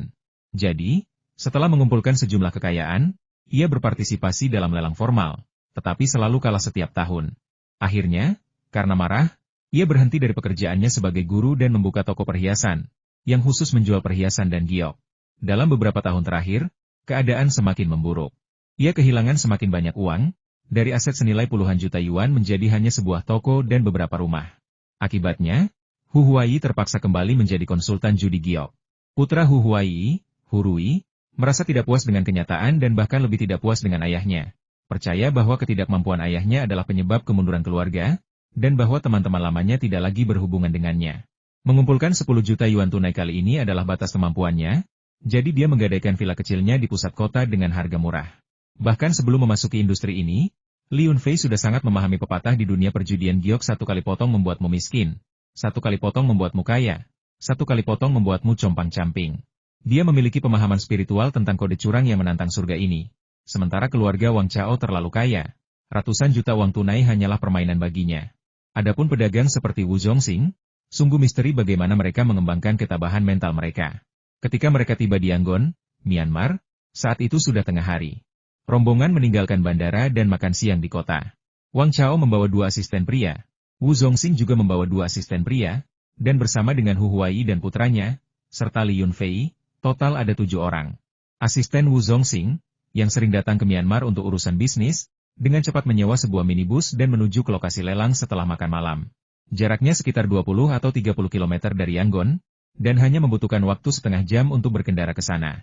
Saat tiba, lalu lintas menjadi cukup padat. Wu Zongxing, dengan mata berbinar-binar karena gembira, menunjuk ke bangunan-bangunan yang familiar di sekitarnya dan berkata, sebenarnya, ada lelang publik kecil setiap bulan, yang terbesar sekitar bulan Juni. Lelang yang kami ikuti kali ini berjarak sekitar 3 atau 4 kilometer dari sini. Banyak kisah kekayaan mendadak terjadi di sini. Hehe, hanya dengan melihat ke atas, Anda dapat melihat beberapa wajah yang familiar. Tidak hanya banyak dari daratan Tiongkok, tetapi juga cukup banyak pengusaha besar dari Hong Kong. Wang Chao, yang duduk di barisan belakang, terkekeh dan berkata sambil menundukkan kepala, semoga aku tidak bertemu kenalan dari pihak kakek dari pihak ibuku. Kalau tidak aku benar-benar tidak akan bisa menjelaskannya kepada keluargaku. Kesepakatan di balik layar seperti ini terlalu berisiko, kuharap pamanku dan pengusaha sah lainnya tidak ikut campur. Wu Zongxing tersenyum dan berkata dengan pasrah, bagaimana mungkin mereka membiarkan kita pergi? Sudahlah, Xiao Zhao, mari kita cari hotel yang familiar dan beristirahat dulu. Li Yunfei tidak ikut serta dalam pengambilan keputusan mereka. Dia hanya melihat sekeliling dengan rasa ingin tahu, mengamati pemandangan dan bangunan di sekitarnya. Besok, dia hanya akan berpartisipasi, menandai tempat yang disukainya, dan mengembalikan uang kepada Wang Chao jika dia memenangkan lelang. Ini adalah satu-satunya cara untuk melanjutkan karena mereka semua menggunakan satu tiket masuk yang sama. Cuaca hari ini bagus, sekitar 20-an derajat Celcius. Meskipun hanya mengenakan kemeja tipis, rasanya agak hangat. Udara di sini sangat bersih, langit biru cerah, dan pemandangan alamnya indah. Ada banyak orang Tionghoa di sini, dan bahasa Inggris adalah bahasa utama, dengan sedikit campuran Mandarin. Sebagian besar pedagang mengerti apa yang saya katakan. Li Yunfei hanya berjalan-jalan di sekitar area tersebut untuk mengenal lingkungan sekitarnya. Dia juga membeli beberapa souvenir dengan kiat Myanmar yang telah ditukarnya untuk dibawa pulang sebagai oleh-oleh bagi teman-temannya. Asisten Wang Chao menyuruhnya untuk menyimpan struk pembelian. Jika tidak, akan sulit untuk melewati pemeriksaan bea cukai. Yang mengejutkan, ada beberapa toko bunga di dekatnya yang menjual bibit gaharu hanya seharga 20 RMB per bibit, lengkap dengan pot keramik kecil. Pohon gaharu terdengar mahal, tetapi biaya sebenarnya terletak pada getahnya sendiri. Bibit membutuhkan waktu setidaknya 10 tahun untuk tumbuh, dan dengan budidaya buatan, dibutuhkan 10 tahun lagi atau bahkan beberapa dekade untuk berkembang menjadi gaharu. Bibit gaharu dalam pot ini sebenarnya hanya untuk pajangan, menipu wisatawan yang tidak mengetahui pasar tersebut. Sebagai contoh, Li Yunfei adalah turis bodoh di mata pemilik toko. Ia benar-benar membawa pergi 2 pot bunga berisi pohon gaharu. Ketika sampai di sudut terpencil, pot bunga gaharu di tangan Li Yunfei langsung menghilang. Tanpa ragu, ia telah memasuki ruang kecil itu, mengambil pot bunga tersebut, dan menanamnya di kaki gunung. Karena kita sudah menemukan ini, mari kita beli 2 dan tanam untuk menambah kenyamanan. Di Tiongkok, satu bibit hanya berharga 4 atau 5 yuan. Meskipun 1 hari di ruang kecil setara dengan 10 hari di luar, siapa tahu kapan ia akan tumbuh besar. Dan setelah menanamnya, siapa tahu berapa tahun yang dibutuhkan untuk membentuk gaharu. Hari sudah hampir gelap ketika Li Yunfei kembali ke rumah. Di kamarnya, ia mendengar orang-orang berbicara pelan di sebelah.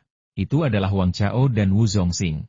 Meskipun mereka berbicara sangat pelan, telinga Li Yunfei sangat sensitif, dan kedap suara hotelnya buruk. Ia bisa mendengar semuanya bahkan jika ia tidak menginginkannya. Apakah Hu Huai benar-benar hebat? Dia mempertaruhkan seluruh kekayaannya, dan kau masih mempekerjakannya sebagai konsultan? Aku lapar sekali, ayo minum bir untuk mengisi perut kita. Wang Chao meneguk sebotol bir dan tampak mengunyah beberapa potong sayuran dingin. Wu Zongxing tertawa dan berkata, hehe, apakah kamu belum pernah mendengar apa yang dikatakan orang-orang di industri ini? Hu Huai tidak pandai mengerjakan sesuatu sendiri, tetapi dia bisa membawa keberuntungan bagi majikannya. Dia adalah jimat keberuntungan yang khas. Jika bukan karena rekomendasi, kita tidak akan bisa mempekerjakannya kali ini. Ayah dan anak itu membawa 10 juta kali ini, dan kurasa itu akan sia-sia lagi. Bahkan jika kita memberi mereka 1 juta sebagai biaya, itu tidak akan cukup. Ngomong-ngomong, berapa banyak uang yang dibawa Li Yunfei kali ini?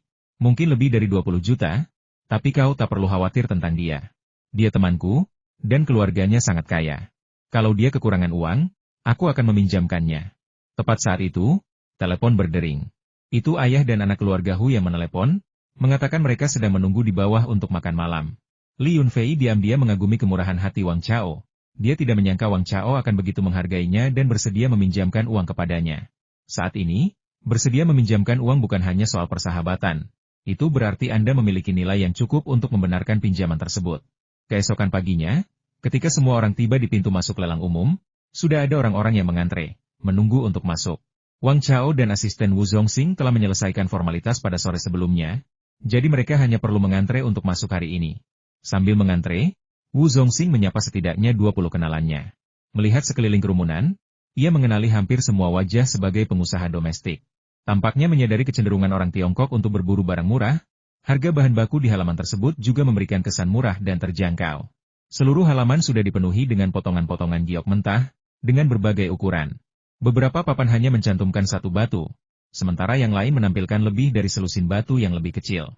Papan-papan tersebut ditulis dalam bahasa Mandarin dan Inggris, dengan deskripsi singkat. Tidak seperti lelang publik resmi, harga awal ditampilkan dalam RMB, sedangkan harga lelang publik resmi ditampilkan dalam euro. Wang Chao terkekeh dari samping, orang-orang di Myanmar ini benar-benar telah berusaha keras untuk mempermudah para pengusaha domestik. Selama Anda mengajukan kartu bank dengan batas pembayaran, Anda dapat langsung menggesek kartu visa Anda. Para pedagang berbondong-bondong masuk, dengan cepat memenuhi seluruh halaman. Wu Zongxing menyeka keringatnya, bergumam, ini benar-benar aneh. Bahkan lelang resmi pun tidak seramai ini. Bagaimana bisa begitu banyak pedagang muncul di lelang bawah tanah yang agak informal ini? Biaya masuknya 100 juta. Sambil mengatakan itu, matanya tak pernah berhenti bergerak. Ia berjongkok di depan sepotong besar batu giok kasar, menyentuh dan menepuknya, sibuk sekali. Konsultan giok Hu Huai kemudian mengingatkan semua orang, karena semua orang memiliki kartu masuk yang sama. Setiap orang harus mencatat siapa saja yang berminat pada giok mentah di buku catatan mereka agar mudah direkonsiliasi setelah memenangkan lelang. Harga dapat dirahasiakan. Tetapi jika penawarannya sama, cobalah untuk mendiskusikan kisaran harga perkiraan secara pribadi untuk menghindari perselisihan setelah memenangkan lelang. Semua orang di sini kecuali Li Yunfei mengetahui semua ini. Li Yunfei mengangguk, mengeluarkan buku catatan yang telah ia siapkan sebelumnya, dan berpura-pura melihat-lihat bahan mentah. Hurui, yang sudah menunggu dengan tidak sabar, mengambil buku catatannya dan berkata, "Ayah, bantu mereka melihat-lihat batu-batu mentah itu. Aku akan berkeliling dulu, dan kemudian ayah bisa memberi pendapat setelah aku memilih batu-batu tersebut." Sebenarnya, Hurui dan Wang Chao, di antara yang lain, adalah pesaing potensial. Namun, mengingat dia adalah putra seorang konsultan dan tidak memiliki banyak uang yang disiapkan, semua orang menahan diri untuk tidak membahasnya. Bahkan jika mereka semua memilih batu giok mentah yang sama, mereka akan mencoba bersikap rendah hati dan saling memberi jalan. Hu Huai tidak punya pilihan selain membiarkan putranya yang impulsif itu bertindak sesuka hatinya. Karena pekerjaannya adalah menjadi konsultan untuk Wang Chao dan yang lainnya. Dan dia tidak bisa meninggalkan majikannya untuk bersenang-senang dengan putranya. Li Yunfei tidak pergi jauh, tetap berada di dekat Hu Huai, mendengarkan penjelasannya kepada Wang Chao dan Wu Zongxing. Konsultan tidak mengomentari setiap batu. Itu akan melelahkan. Hanya ketika seorang majikan menunjukkan minat pada batu mentah tertentu, barulah konsultan akan menilainya berdasarkan penampilannya dan menawarkan perkiraan harga pasar untuk referensi majikan. Kekuasaan pengambilan keputusan yang sebenarnya tetap berada di tangan majikan. Konsultan tidak menanggung risiko untung atau rugi. Setelah mendengarkan beberapa saat, Li Yunfei kehilangan minat untuk melanjutkan, karena dia tidak membutuhkan metode identifikasi yang telah dijelaskan oleh Hu Huai. Jadi dia berjalan-jalan sendirian dengan tangan di belakang punggungnya. Batu-batu mentah ini ditawarkan dengan harga yang sangat rendah, sekitar sepertiga lebih rendah dari lelang umum pada bulan Juni. Namun, sebagian besar batu yang dipajang di halaman tersebut dapat dilelang melalui penawaran tertutup, dimulai dari harga terendah dan terus meningkat tanpa batas. Jika Anda tertarik pada batu tertentu, Anda dapat mengisi formulir penawaran, termasuk nomor sertifikat kualifikasi Anda, nama penawar, nomor batu, dan harga. Setelah mengisi formulir, Anda dapat memasukkannya ke dalam kotak penawaran yang sesuai. Proses penawaran akan berakhir dalam 2 atau 3 hari, dan daftar penawar yang berhasil akan diumumkan secara bertahap. Setelah melihat sekeliling, Li Yunfei sedikit khawatir, merasa bahwa area lelang tertutup itu terlalu merugikan, mudah untuk mengetahui batu mentah mana yang mengandung giok, tetapi sangat sulit untuk memenangkan lelang. Jika saya menemukan batu mentah yang saya sukai, harganya mungkin hanya 1 juta. Saya mungkin menawar 800.000 untuk menyisakan sedikit keuntungan. Tetapi jika ada orang bodoh yang menawar 2,5 juta, bahkan jika saya seorang dewa, saya tidak akan bisa mendapatkan batu mentah itu. Namun, jika seseorang mendengar dia membual seperti itu, dia pasti akan dikutuk sampai mati. Apa mudahnya mengetahui batu kasar mana yang mengandung giok? Jika semudah itu, tidak akan ada orang yang melompat dari gedung setiap tahun karena kehilangan segalanya akibat berjudi dengan batu. Batu-batu besar dan kasar di halaman itu semuanya memiliki tepi yang dipoles atau dibuat berlubang, memperlihatkan sedikit bagian tepi gioknya, sehingga para pedagang permata sangat ingin membelinya. Adapun isinya, siapa yang tahu? Namun, ada juga beberapa batu kasar berharga rendah yang tidak memiliki ciri khas, hanya dijamin berasal dari tambang tua, tanpa warna hijau, tanpa lubang yang terlihat, dan tanpa kerusakan tepi, dan harganya sangat menarik. Batu kasar di depan Li Yunfei seperti ini. Menurut labelnya, beratnya lebih dari 30 kg dan harganya hanya 110.000 RMB. Namun, yang di sebelah kanannya, beratnya lebih dari 100 kg dan harganya 360.000 RMB. Beberapa kali lebih rendah dari harga yang dibayar Li Yunfei di toko Wu Zongxing. Sepertinya Wu Zongxing telah menghasilkan banyak uang dariku. Li Yunfei menghela napas dalam hati, menyentuh batu kasar kecil di depannya. Dia hanya merasakan sedikit kehangatan pada luka lama di tangannya. Tetapi tanpa putus asa, dia tetap membiarkan jiwanya memasuki batu kasar itu. Setelah memeriksanya, dia hanya menemukan sepotong giok biasa seukuran ibu jari, bahkan tidak bernilai 2.000 yuan. Benar saja, mereka menyerah pada bongkahan giok kasar itu dan beralih ke bongkahan yang lebih besar di sebelahnya, mengujinya menggunakan metode yang sama. Kali ini hasilnya lebih buruk. Sama sekali tidak ada reaksi terhadap luka lama di tangan mereka. Setelah roh masuk, bagian dalamnya menjadi gelap gulita, hanya batu biasa, tanpa jejak energi spiritual. Li Yunfei menggelengkan kepalanya dalam hati. Tetapi seorang pengusaha paruh baya di sebelahnya menatapnya dengan saksama. Ia dengan saksama memeriksa buku catatan itu, lalu membuat beberapa coretan di atasnya. Ia melirik Li Yunfei seolah-olah ia seorang pencuri, kemudian menutupi buku catatan itu dan pergi. Sebelum mereka melangkah jauh, seorang pengusaha muda lokal lainnya, ditemani oleh seorang konsultan, mendekati batu kasar kecil itu. Setelah memeriksanya, konsultan tersebut mengatakan bahwa tanda-tanda putih kebiruan di bagian luarnya menunjukkan kemungkinan adanya giok di dalamnya. Terlebih lagi, harganya sangat rendah, dan mereka dapat mencoba keberuntungan mereka dengan menawar sedikit lebih tinggi. Pengusaha muda itu mengangguk berulang kali, pertama-tama memuji ketelitian konsultan tersebut, lalu membuat beberapa catatan di buku catatannya, seolah-olah menunjukkan harga. Li Yunfei benar-benar terdiam. Tak heran orang mengatakan bahwa lelang giok sangat berorientasi pada perjudian. Jika Anda memenangkan giok mentah seperti ini, semua ratusan ribu yuan itu pasti akan hilang. Konsultan mungkin berpengalaman dan memiliki lebih banyak pengetahuan daripada orang biasa, sehingga peluang mereka untuk menebak dengan benar lebih tinggi. Tetapi secara keseluruhan, itu tetaplah tebak-tebakan dan perjudian. Li Yunfei tentu saja tidak peduli dengan orang-orang ini.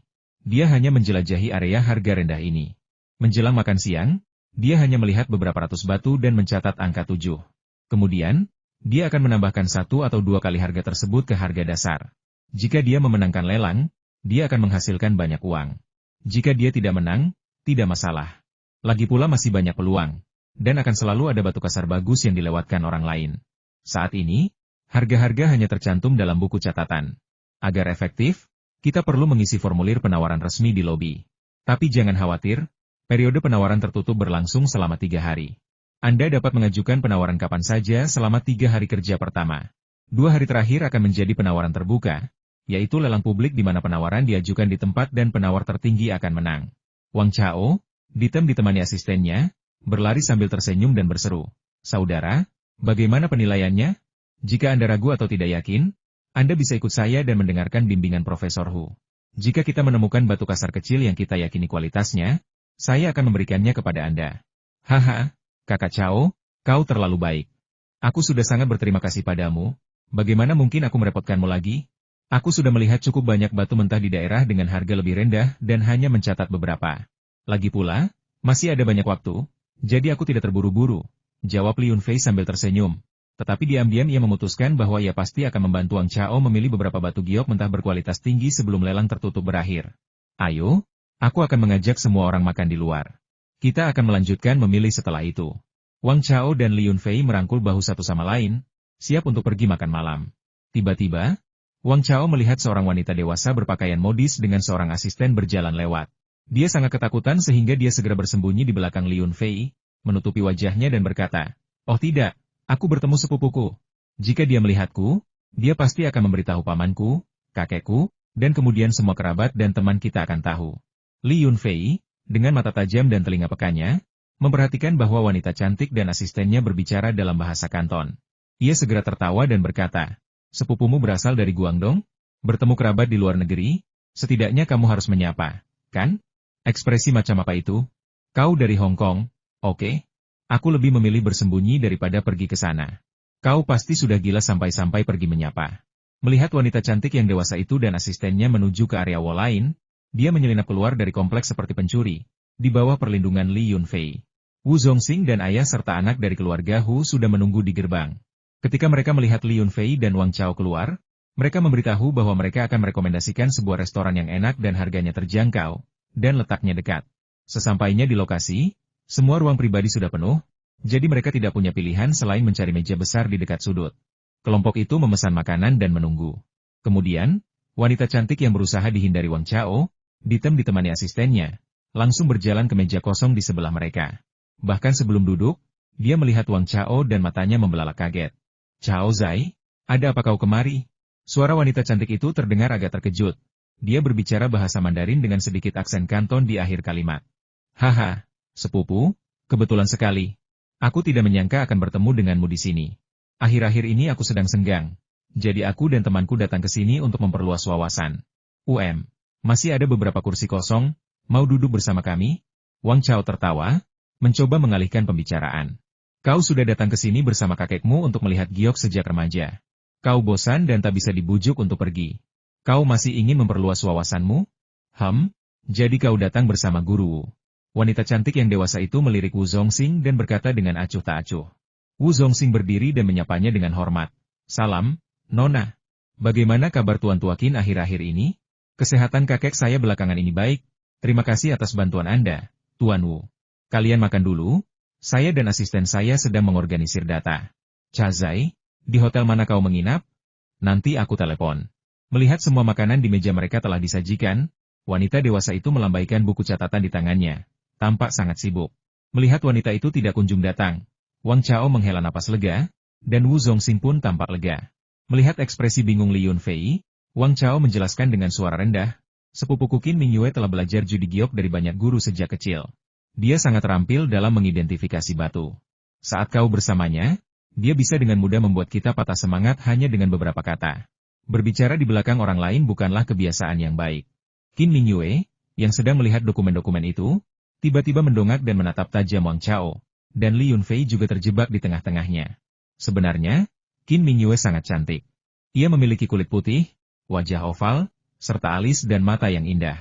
Bahkan ketika ia sengaja memasang wajah cemberut, ia tetap memancarkan pesona unik seorang wanita dewasa, seperti seteguk anggur lembut yang memabukkan orang. Tentu saja, Li Yunfei lebih mengagumi kaki panjangnya. Mengenakan rok pendek hitam dan stoking berwarna kulit, dia sangat cantik. Langkahnya yang anggun membangkitkan fantasi tanpa batas. "Itu pujian. Kami memuji kemampuan Anda dalam mengidentifikasi batu permata kelas dunia," kata Wang Chao sambil tersenyum menjilat. "Selalu ada orang yang lebih baik darimu, dan aku bahkan tidak masuk dalam 100 besar. Gosipmu tentangku di belakangku bahkan lebih menjengkelkan daripada sanjungan.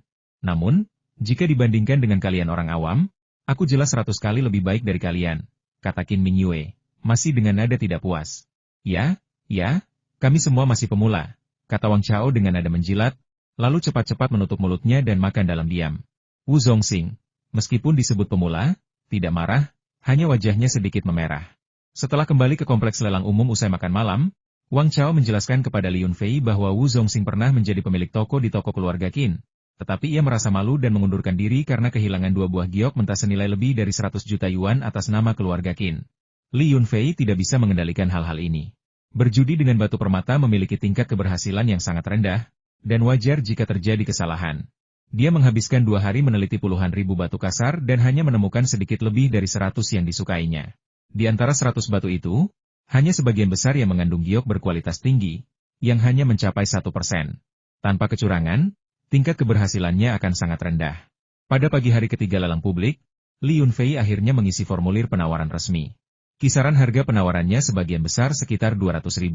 Dia hanya berinvestasi besar-besaran pada beberapa keping giok berkualitas tinggi. Tetapi bahkan saat itu, penawaran tertinggi hanya sekitar 1 juta. Ada juga sekitar selusin batu kasar berukuran besar dan berkualitas tinggi. Tetapi harga awalnya terlalu tinggi, lebih dari 10 juta yuan.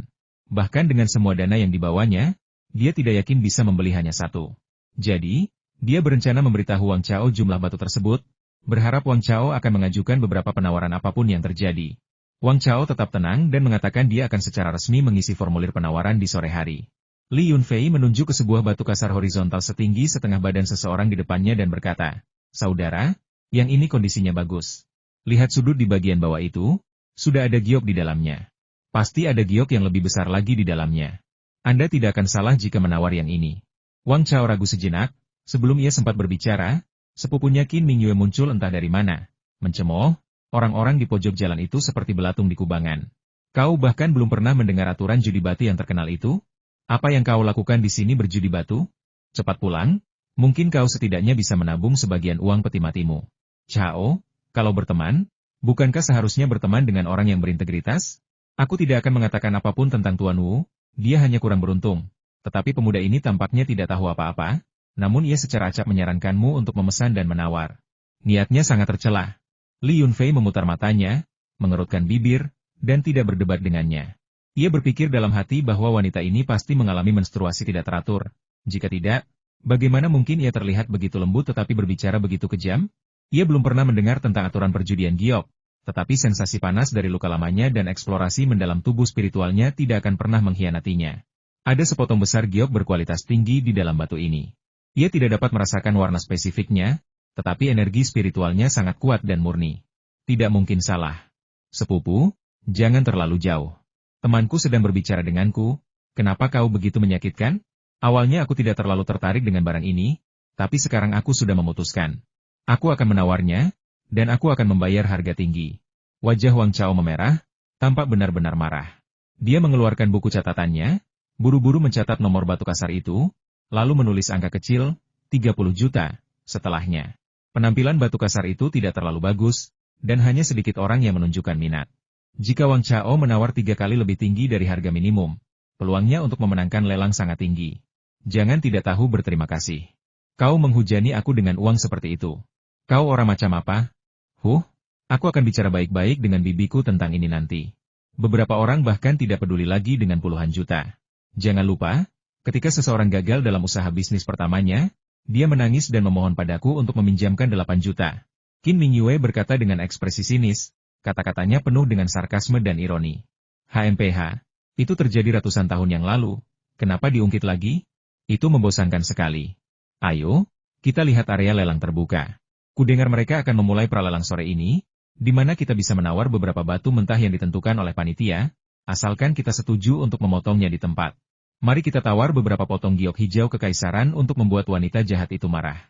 Wang Chao, dengan sikap aku tidak takut air mendidih, meraih Li Yunfei, siap bertarung dengan sepupunya sampai akhir. Dengan keahlianmu, kau menyebut itu giok hijau kekaisaran?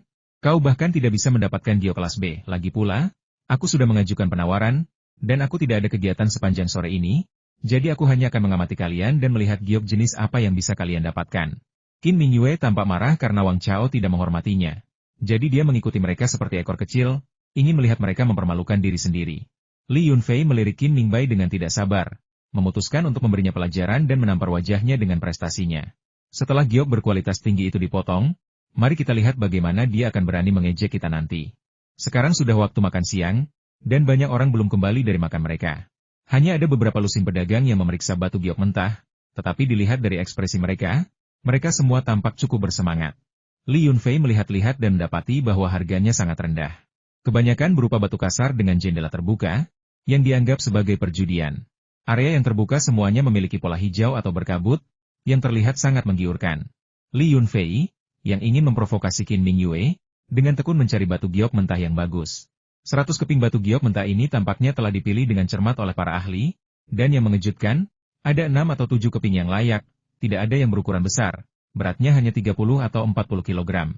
Meskipun barang-barang ini dibanderol dengan harga rendah, harga awalnya masih lebih dari 1 juta, yang tidak sesuai dengan kondisi keuangan Li Yunfei.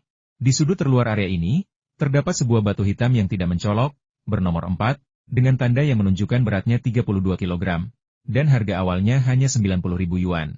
Awalnya, Li Yunfei hanya menyentuhnya begitu saja, tetapi ketika dia menyentuhnya dengan tangan kirinya, luka lama itu langsung terasa panas, dan energi spiritual yang kuat meresap ke dalam kulitnya, yang dapat dia rasakan dengan jelas. Reaksi energi spiritual itu beberapa kali lebih kuat daripada yang dia beli dari toko Wu Zongxing. Perasaan aneh ini membuat jantungnya berdebar kencang, dan dia berharap bisa segera menggunakan kemampuannya untuk menyimpan bahan mentah itu di ruang kecilnya. Namun, secerca akal sehat terakhir mencegahnya melakukan apapun kecuali membiarkan jiwanya memasuki batu untuk eksplorasi terakhir. Begitu jiwa itu memasuki batu yang gelap dan kasar, ia merasakan warna hijau cerah yang penuh kehidupan. Mencapai pusatnya, ia menyerap energi spiritual di dalamnya. Jiwa yang agak lelah itu seketika menjadi berenergi, tampak semakin kuat dan tangguh, inderanya juga meningkat pesat. Dalam sekejap, Anda dapat merasakan bentuk detail dari batu kasar tersebut, mengetahui di mana giok berkualitas tinggi berada, seberapa besar ukurannya, dan bahkan merasakan warnanya dengan jelas. Ini adalah percobaan pertama Li Yunfei untuk membiarkan roh menyerap gas eterik di tempat dengan energi spiritual yang melimpah, dan dia benar-benar berhasil, bahkan memungkinkan roh tersebut memperoleh keuntungan besar. Setelah roh itu menyerap giok beberapa kali, sebagian besar vitalitas di bagian tengah warna hijau itu menghilang, dan warna hijaunya menjadi kurang jelas. Li Yunfei tidak berani membiarkan roh itu menyerap lebih banyak lagi, karena takut giok kelas atas ini akan berubah menjadi barang rongsokan yang tidak berharga. Giok berkualitas tinggi ini terletak sedikit di sebelah kanan garis tengah batu kasar. Ukurannya kira-kira sebesar mangkuk sup, berbentuk oval, dan kira-kira sebesar dua kepalan tangan orang dewasa. Jika Anda memotongnya di sepanjang garis tengah, Anda akan dapat mencapai bagian tepinya. Setelah Li Yunfei mengizinkan roh itu kembali ke tubuhnya, dia bisa merasakan kekuatannya sendiri. Tubuhnya dipenuhi energi yang kuat, dan dia merasa tak terkalahkan. Rohnya sangat hebat, dan ketika dia memeriksa bahan mentah lainnya, dia bisa mengetahui isinya begitu dia menyentuhnya. Namun, di antara begitu banyak batu giok mentah, hanya batu bernomor 004, yang ditandai dengan jelas, yang memungkinkan roh untuk menyerap energi spiritualnya. Hanya nomor 056 yang memiliki situasi serupa, tetapi dibandingkan dengan nomor 004, batu ini mengandung energi spiritual yang dapat diserap lebih sedikit, dan menghilang sepenuhnya setelah hanya 5 atau 6 hembusan napas. Saudaraku, apa kau yakin? Aku melihatmu begitu bersemangat, aku tak berani mengganggumu. Sepupuku masih di area lelang menyaksikan kita mempermalukan diri sendiri. Mengesampingkan segalanya, aku akan puas jika aku berhasil mendapatkan sepotong giok dengan lapisan hijau, kata Wang Chao agar ragu-ragu, mengikuti di belakang Li Yunfei. Aku tidak menyentuh sepupumu, jadi dari mana kau mendapat ide bahwa aku bersemangat? Li Yunfei terlalu bersemangat, dan kata-katanya menjadi agak tidak jelas. Namun, Wang Chao tidak marah. Sebaliknya, dia tersenyum aneh dan berkata, jika kau benar-benar berani menyentuhnya, maka giliran aku yang akan bersemangat. Dia adalah harimau betina di antara kita, tak seorang pun dari kita berani macam-macam dengannya. Hehe, ayo pergi. Kita sudah melihat beberapa batu kasar dan cukup yakin dengan pilihan mereka. Mereka sudah mengajukan penawaran. Sembari mereka mengobrol dan tertawa, juru lelang telah menjual batu mentah pertama seharga 1,8 juta. Setiap 10 batu dilelang, dan seorang pengrajin profesional akan memotong semuanya di area pemotongan. Lelang dilakukan secara berurutan. Untuk 3 batu pertama, semua orang sangat antusias, dan penawaran terus meningkat. Batu mentah ketiga terjual dengan harga tinggi 3,95 juta kepada seorang pengusaha dari Zhejiang. Bagian keempat relatif kecil dan tidak memiliki karakteristik pelepasan material yang jelas, sehingga banyak orang tidak optimistis terhadapnya. Harga awalnya adalah 90.000, dan kenaikan minimum adalah 10.000 setiap kali, tanpa batasan jumlah. Awalnya, seorang pengusaha dari Guangdong menawarkan 150.000 yuan, siap untuk menyelesaikan kesepakatan dan membeli bongkahan giok mentah yang biasa-biasa saja ini.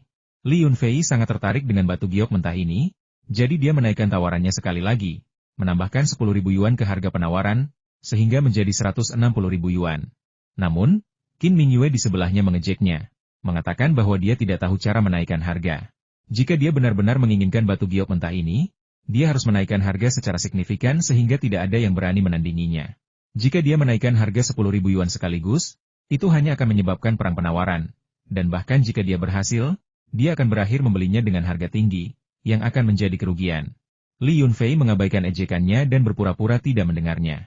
Pengusaha Guangdong itu, seperti yang diharapkan, marah dan langsung menawarkan 260.000, bahkan memberikan tatapan menantang kepada Li Yunfei.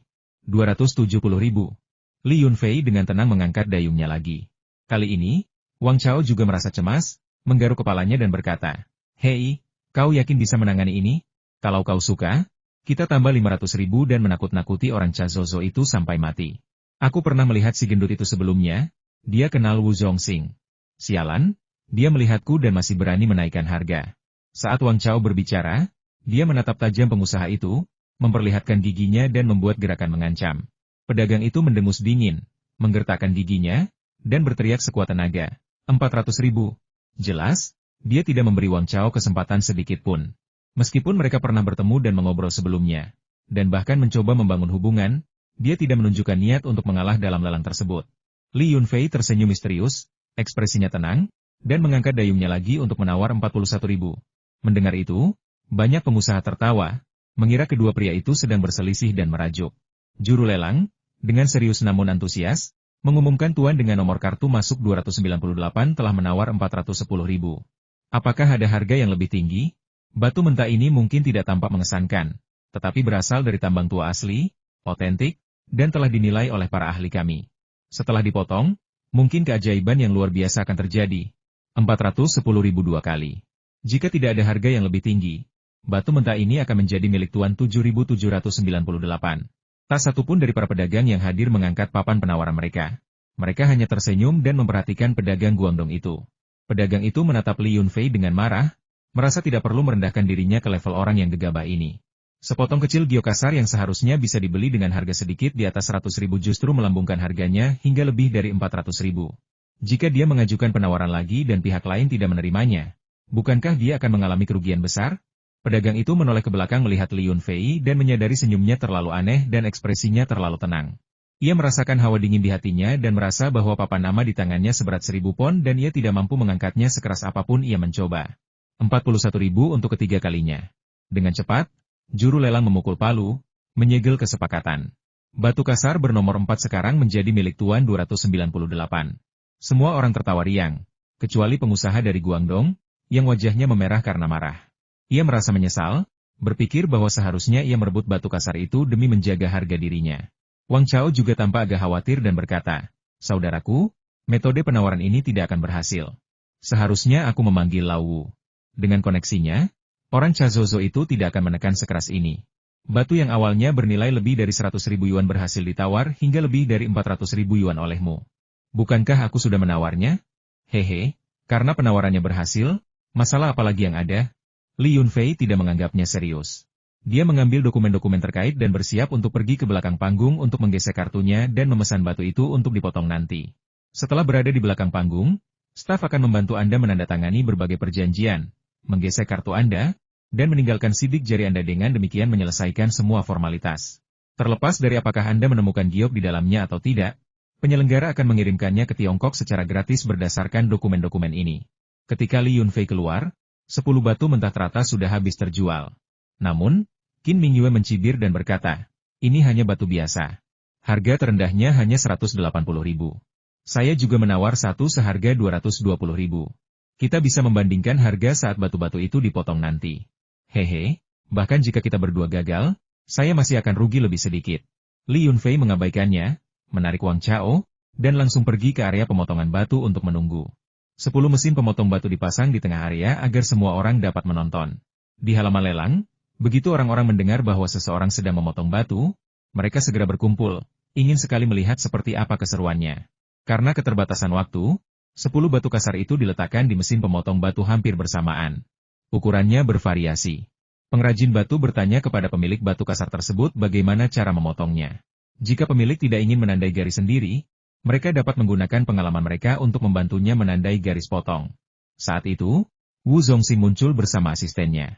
Dia sudah mengajukan penawaran dan, setelah mendengar bahwa ada pemotongan batu di lokasi, dia bergegas ke sana dengan penuh minat. Sesampainya di lokasi, dia melihat bahwa salah satu batu itu adalah batu yang ditawar oleh Li Yunfei. Dia tidak bisa menahan keinginan untuk memotong batu itu sendiri. Adapun bagian yang dikerjakan Qin Mingyue, dia masih pemula dalam menggambar garis. Tetapi pekerjaan berat memotong diserahkan kepada seorang pengrajin berpengalaman yang dibawanya. Li Yunfei juga mengambil pena dan dengan santai menggambar garis di tengah batu giok mentahnya. Sambil berkata, "Bos Wu, belahlah menjadi 2 dari tengah." Hanya satu kalimat saja sudah cukup membuat Wang Chao memutar matanya. Berpikir bahwa batu kasar Li Yunfei telah rusak dan ratusan ribu yuan telah terbuang sia-sia. Wu Zongxing ragu sejenak, tetapi melihat bahwa Li Yunfei telah menggambar garis-garisnya, dia tidak mengatakan apa-apa dan langsung meletakkannya di mesin pemotong batu untuk mulai memotong. Suara batu yang dipotong terdengar naik turun di tempat itu. Para pemilik batu kasar itu semuanya fokus pada batu mereka. Sebagian gugup, sebagian bersemangat, dan sebagian lagi tenang dan acuh tak acuh. Misalnya, Li Yunfei. Qin Mingyue bergumam pada dirinya sendiri. Dia benar-benar seperti babi mati yang tidak takut air mendidih. Mari kita lihat berapa lama dia bisa bersikap sombong seperti itu. Dan sepupumu yang tidak tahu berterima kasih itu, jangan hanya fokus menonton orang lain memotong batu. Lupakan untuk mengajukan penawaranmu sendiri. Masih ada 2 atau 3 jam lagi. Cukup waktu. Hehe. Sebenarnya, Wang Chao ingin menunggu sampai potongan yang ditawar Li Yunfei dipotong sebelum memutuskan apakah akan mengambil batu mentah besar yang direkomendasikan Li Yunfei atau tidak. Tak lama kemudian, beberapa batu kecil telah terbelah, termasuk milik Li Yunfei dan Qin Mingyue. Mata semua orang membelalak saat mereka menunggu ahli pemotong batu untuk menghilangkan lapisan kulit batu yang terpotong agar mereka dapat melihat apakah ada giok di permukaan yang terpotong. Menurut aturan pemotongan batu, pemilik batu harus diperlihatkan batunya terlebih dahulu setelah dipotong. Wu Zongxing mengundang Li Yunfei, tetapi Li Yunfei melambaikan tangannya dan tertawa. Ini hanya batu yang pecah. Anda adalah kepala pemotong, jadi lihat saja. Jika menguntungkan, kita akan merayakannya. Jika tidak, kita akan terus memotong. Tuan Li, Anda benar-benar ceroboh. Wu Zongxing berkata, tangannya sedikit gemetar saat ia membuka batu hitam kasar itu. Menyeka debu dari permukaan yang terpotong, ekspresinya tiba-tiba menegang. Lalu ia menunjukkannya kepada Li Yunfei dan semua orang. Permukaan potongannya berwarna gelap, hampir sama warnanya dengan permukaan batu aslinya. Tidak ada giok yang terpotong dari bagian tengahnya, sehingga kemungkinan besar batu mentah ini dipotong dengan tidak benar. Qin Mingyue, dengan ekspresi yang menunjukkan bahwa dia sudah menduga ini, mendengus pelan, sudah kubilang kau membuang-buang uang, tapi kau tidak percaya. Sambil berbicara, dia memecahkan permukaan kasar batunya, membersihkannya, dan ekspresinya sama tidak senangnya. Tidak ada apapun di dalamnya. Dia sudah menyerah. Li Yunfei tetap tenang dan mengabaikan sindiran wanita itu, lalu berkata dengan ringan, mari kita lanjutkan memotong. Awalnya aku tidak yakin, tetapi dilihat dari pola awan di tengahnya, ada kemungkinan besar kita akan menemukan giok berkualitas tinggi. Setelah Li Yunfei selesai berbicara, mengabaikan tatapan aneh dari kerumunan, dia mengambil pena, menggambar garis di tepi sepotong giok mentah, dan berkata, mari kita mulai latihan menggenggam tepi ini. Qin Mingyue tampak tak tahan dengan ketenangan Li Yunfei dan berkata dengan sedikit marah, kali ini, potong garis tengah dan dapatkan hasilnya secepat mungkin. Mereka telah memotong dua batu kasar kecil ini selama 7 atau 8 menit ketika batu kasar yang lebih besar di sebelahnya akhirnya terpotong. Setelah diperiksa, pemilik batu kasar itu bersorak. Sepotong kecil giok merah terungkap di tengah batu kasar yang lebih besar. Terlepas dari berapa banyak giok yang ada di dalamnya, fakta bahwa giok ini telah dipotong berarti batu kasar itu telah meningkat nilainya. Pemilik batu mentah itu dengan gembira berteriak, harganya naik. Harganya naik. Haha. Ahli pengrajin, ayo kita terus memotong. Jika kita menemukan giok berkualitas tinggi, aku akan memberimu amplop merah. Batu-batu lainnya dibelah dan tidak ditemukan apapun, kecuali dua batu yang memperlihatkan beberapa pola samar. Mereka merasa gembira dan meminta tukang potong batu untuk melanjutkan pemotongan. Wang Chao tampak lebih gugup daripada Li Yunfei, menarik-narik janggutnya dan bergumam, sial, awalnya tidak banyak yang terjadi, tapi melihat hasil potongan orang lain yang begitu bagus, kenapa ini terasa aneh? Ayo, kita potong giok berkualitas tinggi juga. Mesin pemotong batu di sini adalah peralatan berskala besar dan sangat cepat. Batu-batu kasar kecil seperti milik Qin Mingyue dan Li Yunfei dapat dipotong dalam waktu sekitar 10 menit. Begitu dia selesai berbicara, potongan milik Qin Mingyue kembali terbelah. Setelah diperiksa lebih dekat, ternyata masih kosong, yang membuat wajah Qin Mingyue berubah muram. Ini benar-benar bencana. Tidak ada gunanya membuang waktu untuk bagian lainnya, karena peluang menemukan giok hampir nol. Akhirnya, potongan milik Li Yunfei berhasil dipotong. Wu Zongxing merasa peluang keberhasilannya kecil dengan potongan ini, dengan santai mengikis tepi tipisnya dan membersihkannya. Ada yang tidak beres. Mengapa permukaannya begitu halus dan dingin? Melihat ke bawah, matanya hampir keluar dari rongganya. Wajahnya memerah, dan dia meraung dengan suara serak, ini permata. Ini permata. Permata yang sangat besar. Ini hijau kekaisaran. Aku sudah bertahun-tahun tidak melihat giok berkualitas seperti ini. Suasana langsung berubah menjadi riuh gembira. Semua orang menatap dengan mata terbelalak pada potongan batu yang telah dipahat oleh Wu Zongxing. Garis-garis yang digambarnya sangat presisi sehingga satu garis kurang saja tidak akan memperlihatkan warna hijau, dan satu garis lebih akan sia-sia. Pada permukaan potongan bahan utama, muncul bercak hijau zamrud sebesar piring, rimbun dan cerah, dan ketika terkena sinar matahari, tampak seperti ada lapisan air yang berkilauan di atasnya. Sebuah bongkahan giok hijau kekaisaran yang begitu besar. Kau benar-benar beruntung. Anak muda, apakah kau akan menjual giok ini? Aku akan memberimu 20 juta. Seorang pengusaha segera datang dan menawarkan harganya. Seseorang di dekatnya mencibir, dasar iblis tak berperasaan, kau beruntung mendapatkan satu sisi yang bernilai 20 juta. Jika kau memotong semuanya, sepotong giok dengan kualitas seperti ini setidaknya akan bernilai 200 juta. Pengusaha itu berargumen, apa yang Anda tahu? Ini hanya membuka jendela.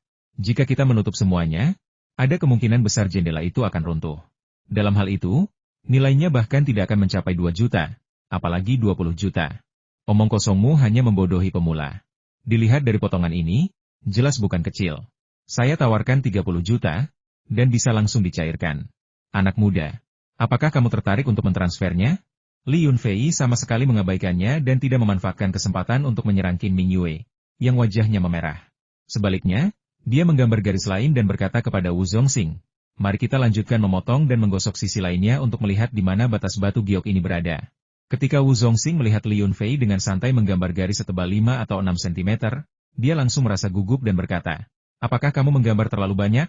Mengapa kita tidak memotong 2 cm dulu?" Giokit berkualitas baik biasanya ditemukan di tengah batu kasar, dan tepinya tidak terlalu menonjol. "Potonglah sesuai dengan gambar saya." Li Yunfei bersikeras, dan Wu Zongxing tidak punya pilihan selain memotongnya sesuai petunjuk. Wang Chao sudah berteriak kegirangan dan pamer di depan sepupunya. Namun, ketika Qin Mingyue menatapnya tajam, dia langsung kehilangan kesabaran dan menghampiri Li Yunfei lalu berkata, "Jangan dijual. Giok berkualitas tinggi sulit didapatkan. Jika kamu benar-benar kekurangan uang, kamu bisa menjualnya kepadaku. Hehe, tapi jangan dijual ke sepupuku. Nanti dia akan sangat cemas. Jangan hanya menikmati keseruannya. Perhatikan juga waktunya. Masa lelang tertutup hampir berakhir. Jika kamu tidak menawar sekarang, akan terlambat." Li Yunfei mengingatkannya. Wang Chao melirik jam dan langsung berkeringat dingin. Dia berbalik dan berlari menuju ruang lelang. Sialan, dia begitu asyik menyaksikan keseruan itu sehingga melewatkan setengah jam sebelum batas waktu penawaran terakhir. Dia hampir tidak punya waktu untuk mengisi formulir. Namun, hal-hal lain bisa diabaikan, tetapi dia benar-benar tidak bisa melepaskan batu giok kasar yang direkomendasikan Li Yunfei itu. Sisi ini dipoles lagi, dan warna hijaunya masih samar-samar terlihat.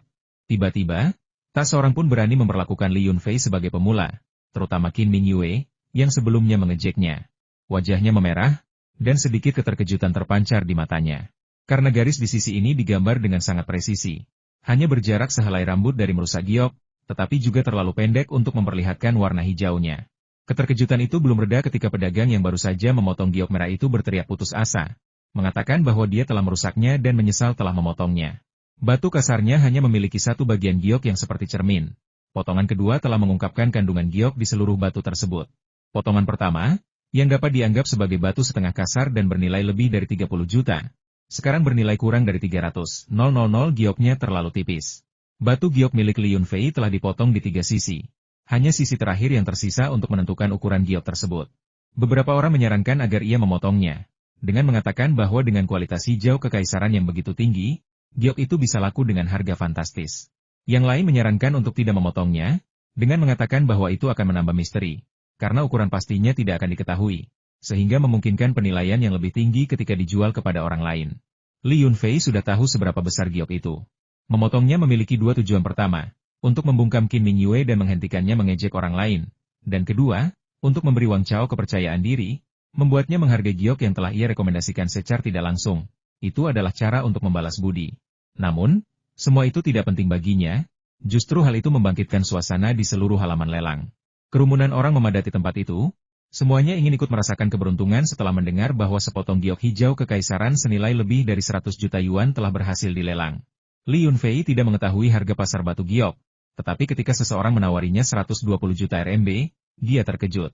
Dia menyadari bahwa dia telah membuat terlalu banyak sensasi hari ini dan harus mencari cara untuk tetap tidak menarik perhatian. Dia memutuskan bahwa dia tidak perlu berpartisipasi dalam lelang terbuka besok dan sebaiknya segera kembali ke Tiongkok. Qin Mingyue ragu-ragu beberapa kali, ingin maju dan mengajukan penawaran, karena keluarganya juga membutuhkan giok berkualitas tinggi untuk menghiasi toko mereka. Mungkin dia merasa itu akan terlalu memalukan, atau mungkin dia takut Li Yunfei akan menertawakannya, tetapi pada akhirnya dia tidak mengatakan apapun. Sejujurnya, Li Yunfei merasa bingung. Terlalu banyak orang yang menonton dan terlalu banyak penawar. Jika dia tidak menjualnya, dia mungkin akan menarik perhatian yang tidak diinginkan dan menimbulkan banyak masalah. Tetapi jika dia menjualnya, dia tidak tahu berapa harga yang harus diminta, atau bahkan kepada pembeli mana dia harus menjualnya. Tepat saat itu, Wu Zongxing tiba-tiba berjalan menghampiri Li Yunfei, membisikkan beberapa kata di telinganya, lalu menunjuk ke seorang pria Tionghoa yang tampak seperti seorang pelayan, meminta Li Yunfei untuk datang dan berbicara dengannya. Wu Zongxing sangat menghormati pria yang tampak seperti pelayan itu, seolah-olah ada sosok yang sangat penting berdiri di belakang pelayan tersebut. Li Yunfei juga sedikit bingung, tetapi Wu Zongxing sangat menyarankan bahwa jika dia ingin menjual giok itu, dia harus menjualnya kepada orang ini, dan dia tidak akan rugi dalam hal harga atau hal lainnya. Pelayan itu sangat sopan. Ia membungkuk lalu perlahan berkata, "Tuan Li, bukan? Saya pelayan Tuan Chu Yingtai. Anda bisa memanggil saya Kuan. Tuan saya sangat menyukai giok ini, tetapi terlalu banyak orang di sini, jadi tidak pantas baginya untuk tampil di depan umum. Karena itu, beliau mempercayakan saya untuk datang dan mengajukan penawaran." Berdasarkan ukuran giok yang telah dipotong sejauh ini, perkiraan harga normalnya sekitar 150 juta. Tuan saya siap menawarkan 190 juta. Jika Tuan Li bersedia, kita dapat menyelesaikan transaksi di tempat, dan uang serta barang akan dibayarkan secara penuh. Chu Yingtai, Li Yunfei sepertinya pernah mendengar nama itu sebelumnya, tetapi tidak dapat mengingatnya dengan jelas. Kesan samar-samarnya adalah bahwa pria ini adalah orang penting. Dia menatap Wu Zongxing dengan tatapan bertanya, dan Wu Zongxing segera menjelaskan dengan suara rendah, orang terkaya di Asia Tenggara, bahkan lebih kaya dari Li Ka-shing di Hong Kong. Asetnya tersebar di seluruh dunia, dan dia memiliki pengaruh khusus di kalangan masyarakat Tionghoa. Saya cukup beruntung menjadi manajer keluarga Qin berkat bimbingan Tuan Chu. Tapi jujur saja, harga yang ditawarkan Tuan Chu memang tidak murah. Anda bisa mempertimbangkannya. Li Yunfei tiba-tiba menyadari dan tertawa. Oh, jadi dia. Hehe, pantas namanya terdengar familiar. Karena Bos Wu juga berpikir cocok untuk dijual kepada Tuan Chu, maka mari kita lakukan dengan cara itu. Anda yang tentukan bagaimana melakukan transaksinya. Saya tidak familiar dengan prosedur transfer giok. Anda tidak perlu khawatir tentang itu. Asalkan Anda setuju, Tuan Chu akan mengurus semua formalitas untuk Anda. Kata kepala pelayan akuan, sambil memberi isyarat kepada Li Yunfei untuk mendekat. Tuan Chu ada di area sandaran belakang. Jika Anda memiliki pertanyaan, kita bisa membicarakannya secara langsung. Wu Zongxing mengatakan dia akan menjaga giok itu untuk Li Yunfei dan Li Yunfei bisa pergi ke sana. Meskipun orang yang bertanggung jawab atas lelang akan membantu para pedagang melindungi giok itu, Wu Zongxing tetap khawatir. Di area peristirahatan, Li Yunfei melihat seorang pria tua mengenakan topi putih dan kacamata hitam besar, mondar-mandir dengan santai sambil memegang tongkat cendana di tangannya. 6 pengawal yang gagah berdiri berjaga di sekitar meja. Ketika pria tua itu melihat kepala pelayan membawa Li Yunfei, dia langsung tersenyum dan berkata, "Akuan, apakah ini pemilik giok hijau kekaisaran? Sungguh pahlawan muda. Begitu muda, namun Anda memiliki mata yang tajam untuk menemukan emas di dalam batu. Saya mengagumi Anda. Mari, duduk dan minum secangkir teh. Cobalah koleksi teh Da Hong Pao kelas atas saya, dari 6 pohon induk di Gunung Wui. Teh Da Hong Pao dari 6 pohon induk di Gunung Wui adalah teh terbaik, sesuatu yang tidak bisa dibeli dengan uang. Tanpa koneksi dan latar belakang serta kekuatan yang sesuai, bahkan jika dilelang dengan harga lebih dari 5 juta yuan per kilogram, tidak semua orang mampu membelinya." Mendengar itu, Li Yunfei langsung tertarik. Tanpa ragu-ragu, ia mengambil cangkir keramik indah yang diberikan oleh kepala pelayan, akuan, menyesapnya, dan berseru, tidak buruk, ada minuman beralkoholnya. Pantas saja rasanya enak." Begitu selesai berbicara, Li Yunfei merasa sesuatu yang buruk akan terjadi, karena ia telah mengembangkan kebiasaan menilai kualitas makanan berdasarkan jumlah energi spiritual yang terkandung di dalamnya. Ia dengan santai berkomentar bahwa bahkan teh Da Hong Pao terbaik pun mengandung sedikit energi spiritual. Mata Chu Yingtai berbinar. Lalu dia duduk dan tertawa terbahak-bahak. Haha. Komentar teman muda ini sungguh menarik. Orang lain mungkin mengatakan teh ini harum, enak, dan lembut, tetapi saya belum pernah mendengar ada yang mengatakan teh ini memiliki jiwa. Li Yunfei menjelaskan, "Tuan Chu, maafkan saya telah membuat Anda tertawa. Saya hanya merasa teh ini sangat istimewa dan saya tidak punya kata lain untuk menggambarkannya. Setelah memikirkannya, saya hanya bisa menggunakan kata spiritual untuk menggambarkannya. Sebenarnya, keluarga saya adalah petani. Kami menanam sayuran dan pohon buah-buahan. Hal-hal yang kami tanam juga mengandung zat khusus yang sulit digambarkan dengan kata-kata. Itu hanya dapat dipahami secara intuitif dan tidak dapat dijelaskan dengan kata-kata. Jadi, ketika saya dan teman-teman saya mencicipinya, kami sering bercanda dan menggunakan istilah serupa seperti energi spiritual atau sifat spiritual untuk menggambarkannya." Chu Yingtai tampak sangat tertarik dan bertanya dengan penasaran, "Oh, sayuran dan buah-buahan yang kau tanam, teman muda, juga punya roh? Hehe, bolehkah aku mencicipinya? Aku sudah tua dan tidak punya hobi lain. Aku hanya suka makan dan minum untuk memuaskan keinginanku. Jadi, setiap kali ada sesuatu yang enak, minuman yang baik, atau menyenangkan, aku selalu datang untuk ikut bersenang-senang. Hari ini pun tidak terkecuali. Aku merasa rumahku kekurangan rak pajangan giok berkualitas tinggi, dan yang dibuat di toko lain tidak sesuai dengan seleraku, jadi aku harus memilih bahan mentahnya sendiri dan memolesnya sendiri." Li Yunfei berkata, "Aku sudah kembali ke kampung halamanku di Sichuan. Aku tidak membawa banyak camilan saat pergi ke luar negeri untuk mengikuti lelang giok. Tapi aku membawa beberapa kurma kecil dan jeruk, yang masih ada di hotel. Aku belum sempat memakannya. Karena Tuan Chu tertarik, aku akan membawanya untuknya saat kembali ke hotel nanti malam." Chu Yingtai sangat gembira dan tertawa. "Bagus, bagus, bagus. Sudah bertahun-tahun sejak aku terakhir kali ke pegunungan Sichuan. Aku tidak pernah menyangka bisa makan buah dan sayuran seenak ini dari Sichuan di sini. Setelah kita selesai menyerahkan gioknya, aku akan meminta Akuan pergi ke tempatmu untuk mengambilnya. Akan sangat tidak sopan jika aku melakukan itu, jadi bagaimana mungkin aku merepotkanmu? Saat itu, seorang perwakilan dari penyelenggara lelang giok tiba dan dengan hormat menyapa Chu Yingtai. Setelah mendengar permintaan Chu Yingtai, perwakilan tersebut segera memanggil staf terkait dan mempercepat prosedur transaksi giok untuk Chu Yingtai dan Li Yunfei. Mereka menandatangani, membubuhkan sidik jari, dan meninggalkan informasi kontak mereka. Tak lama kemudian, Li Yunfei menerima pemberitahuan tentang sejumlah besar uang yang telah ditransfer. Setelah transaksi selesai, giok hijau kekaisaran dikemas dan diproses oleh staf di bawah bimbingan manajer lelang, lalu diserahkan kepada Chu Yingtai. Mengingat kemampuan keamanan Chu Yingtai, dia dapat dengan mudah membawa pulang 10 buah giok seperti itu. Malam itu, sementara semua orang minum dan merayakan, kepala pelayan, Akuan, pergi ke Hotel Li Yunfei dan meminta beberapa buah dari Sichuan. Namun, dia tidak datang dengan tangan kosong. Dia membawa 2 keranjang besar penuh buah-buahan lokal Burma yang mahal.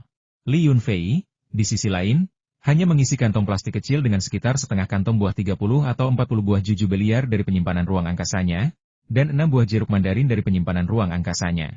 Masih ada cukup banyak buah di tempat yang sempit itu. Bukannya dia pelit, tetapi dia tidak berani memberikan terlalu banyak, kalau tidak dia tidak akan bisa menjelaskannya. Seorang pengusaha kecil yang berpartisipasi dalam lelang giok pergi ke Myanmar tanpa membawa apapun, namun dia membawa banyak buah. Bukankah itu mencurigakan? Li Yunfei membagikan buah yang diberikan pihak lain kepadanya kepada semua orang. Ia mentraktir semua orang makan malam dan minuman malam itu, jadi menawarkan buah juga bukanlah hal yang tidak pantas. Lagi pula, ia baru saja memotong sepotong giok hari itu, melelangnya seharga lebih dari 400.000, dan kemudian menjualnya kembali seharga lebih dari 100 juta. Contoh klasik kekayaan dalam semalam. Li Yunfei senang ditipu, untuk memberi mereka rasa keseimbangan. 190 juta tampak banyak, tetapi mengingat pemahamannya tentang ruang sempit, bahkan uang lebih banyak pun mungkin tidak akan cukup. Namun, dengan uang ini, dia bisa berbuat lebih banyak, dan perusahaan investasi pariwisata juga dapat berkembang lebih leluasa, dengan menyelesaikan masalah mendesak terlebih dahulu. Siapa yang mengirim buah ini? Sangat misterius. Mungkinkah aku baru saja menjadi miliarder dan beberapa wanita cantik sudah tergila-gila padaku? Wang Chao sedang mabuk, tetapi sangat bersemangat. Dia berharap menemukan giok berkualitas tinggi ketika hasil lelang tertutup diumumkan besok. Berhenti bicara omong kosong. Ayo minum. Li Yunfei tidak ingin berkata lebih banyak, agar tidak dituduh pamer. Konsultan Hu Huayi tampak sangat murung, dengan raut wajah yang selalu menunjukkan kecemasan. Namun, putranya, Hu Rui, tampak bersemangat, mengatakan bahwa di antara batu-batu kasar yang ia menangkan dalam lelang besok, pasti akan ada giok berkualitas tinggi, dan ia akan membelah batu-batu itu di depan semua orang untuk memamerkan keberhasilannya. Semakin putranya mengatakan hal ini, ekspresi Hu Huayi semakin muram. Dalam perjudian giok, hal terpenting adalah memiliki pikiran yang tenang. Mereka yang terobsesi untuk cepat kaya adalah yang paling kecil kemungkinannya untuk kalah. Ketika hasil lelang tertutup diumumkan keesokan harinya, Li Yunfei bahkan tidak repot-repot melihatnya. Pertama, terlalu banyak orang yang berdesak-desakan, sehingga tidak ada gunanya. Selain itu, dia toh tidak bisa merobeknya, jadi dia pikir lebih baik pergi di sore hari. Adapun lelang terbuka yang diadakan selama 2 hari terakhir, dia bahkan kurang tertarik. Menghasilkan uang secara diam-diam sudah cukup, bertarung habis-habisan dengan orang lain tidak menjamin kesuksesan. Tentu saja, alasan terpenting adalah ketika dia memasuki ruang kecil itu untuk memetik buah kemarin, dia menemukan bahwa pohon gaharu yang dia tanam beberapa hari yang lalu telah tumbuh lebih tinggi dari tinggi orang. Dia tidak tahu apakah ruang kecil itu sangat cocok untuk pertumbuhan gaharu atau apakah energi spiritual di ruang kecil itu terlalu kuat. Tanaman-tanaman akhir-akhir ini penuh dengan energi spiritual. Li Yunfei berkeliling ke berbagai toko tanaman dan bunga, sesekali membeli beberapa pohon gaharu, lalu diam-diam menempatkannya di ruang kecil di sudut terpencil sebelum melanjutkan ke toko berikutnya. Sore harinya, atas desakan kuat Wang Chao dan yang lainnya, Li Yunfei akhirnya memeriksa hasil penawarannya. Akan lebih mudah untuk mencocokkan pembukuan setelah hasilnya jelas. Li Yunfei membandingkan angka penawaran dengan angka yang dipublikasikan dan menemukan bahwa ia telah memenangkan lebih dari 30 penawaran harga rendah dan 10 penawaran harga tinggi, dengan total lebih dari 24 juta yuan, yang masih dalam kisaran yang dapat diterimanya. Adapun uang lebih dari 100 juta yuan yang ia temukan kemudian saat memotong batu itu murni kebetulan. Bahkan jika dia tahu apa yang ada di dalam batu mentah tertentu, dia tidak bisa menebak jenis giok apa yang terkandung di dalamnya, apalagi nilainya. Jika dia mendapatkan lebih dari 100 juta yuan sebelum lelang tertutup berakhir, dengan kemampuannya, dia mungkin telah membeli lebih dari sepertiga batu giok mentah berkualitas baik di seluruh lelang publik. Setelah hasil dikonfirmasi, Proses penyelesaian pembayaran tunai dengan penyelenggara lelang dimulai. Sama seperti lelang resmi, ada masa tenggang 3 bulan untuk dana. Untuk deposit yang melebihi 100 juta untuk sertifikat kualifikasi masuk, jika uang tunai tidak mencukupi, dapat ditambah dalam waktu 3 bulan. Hanya setelah uang tunai diselesaikan, penyelenggara lelang akan mengirimkan dokumen terkait dan bahan baku kembali kepada Anda. Para pedagang yang membayar tunai akan menerima prioritas khusus dari panitia penyelenggara. Tidak hanya semua urusan administrasi akan diurus secara gratis, tetapi barang dagangan mereka juga akan dikirim kembali ke negara asal mereka secepat mungkin. Selain itu, undangan mereka untuk tahun berikutnya akan diprioritaskan dibandingkan undangan pedagang lainnya. Hari kedua adalah hari terakhir lelang publik, hari terakhir lelang penawaran terbuka, dan juga hari paling hiruk-pikuk bagi beberapa pecandu judi untuk memotong batu.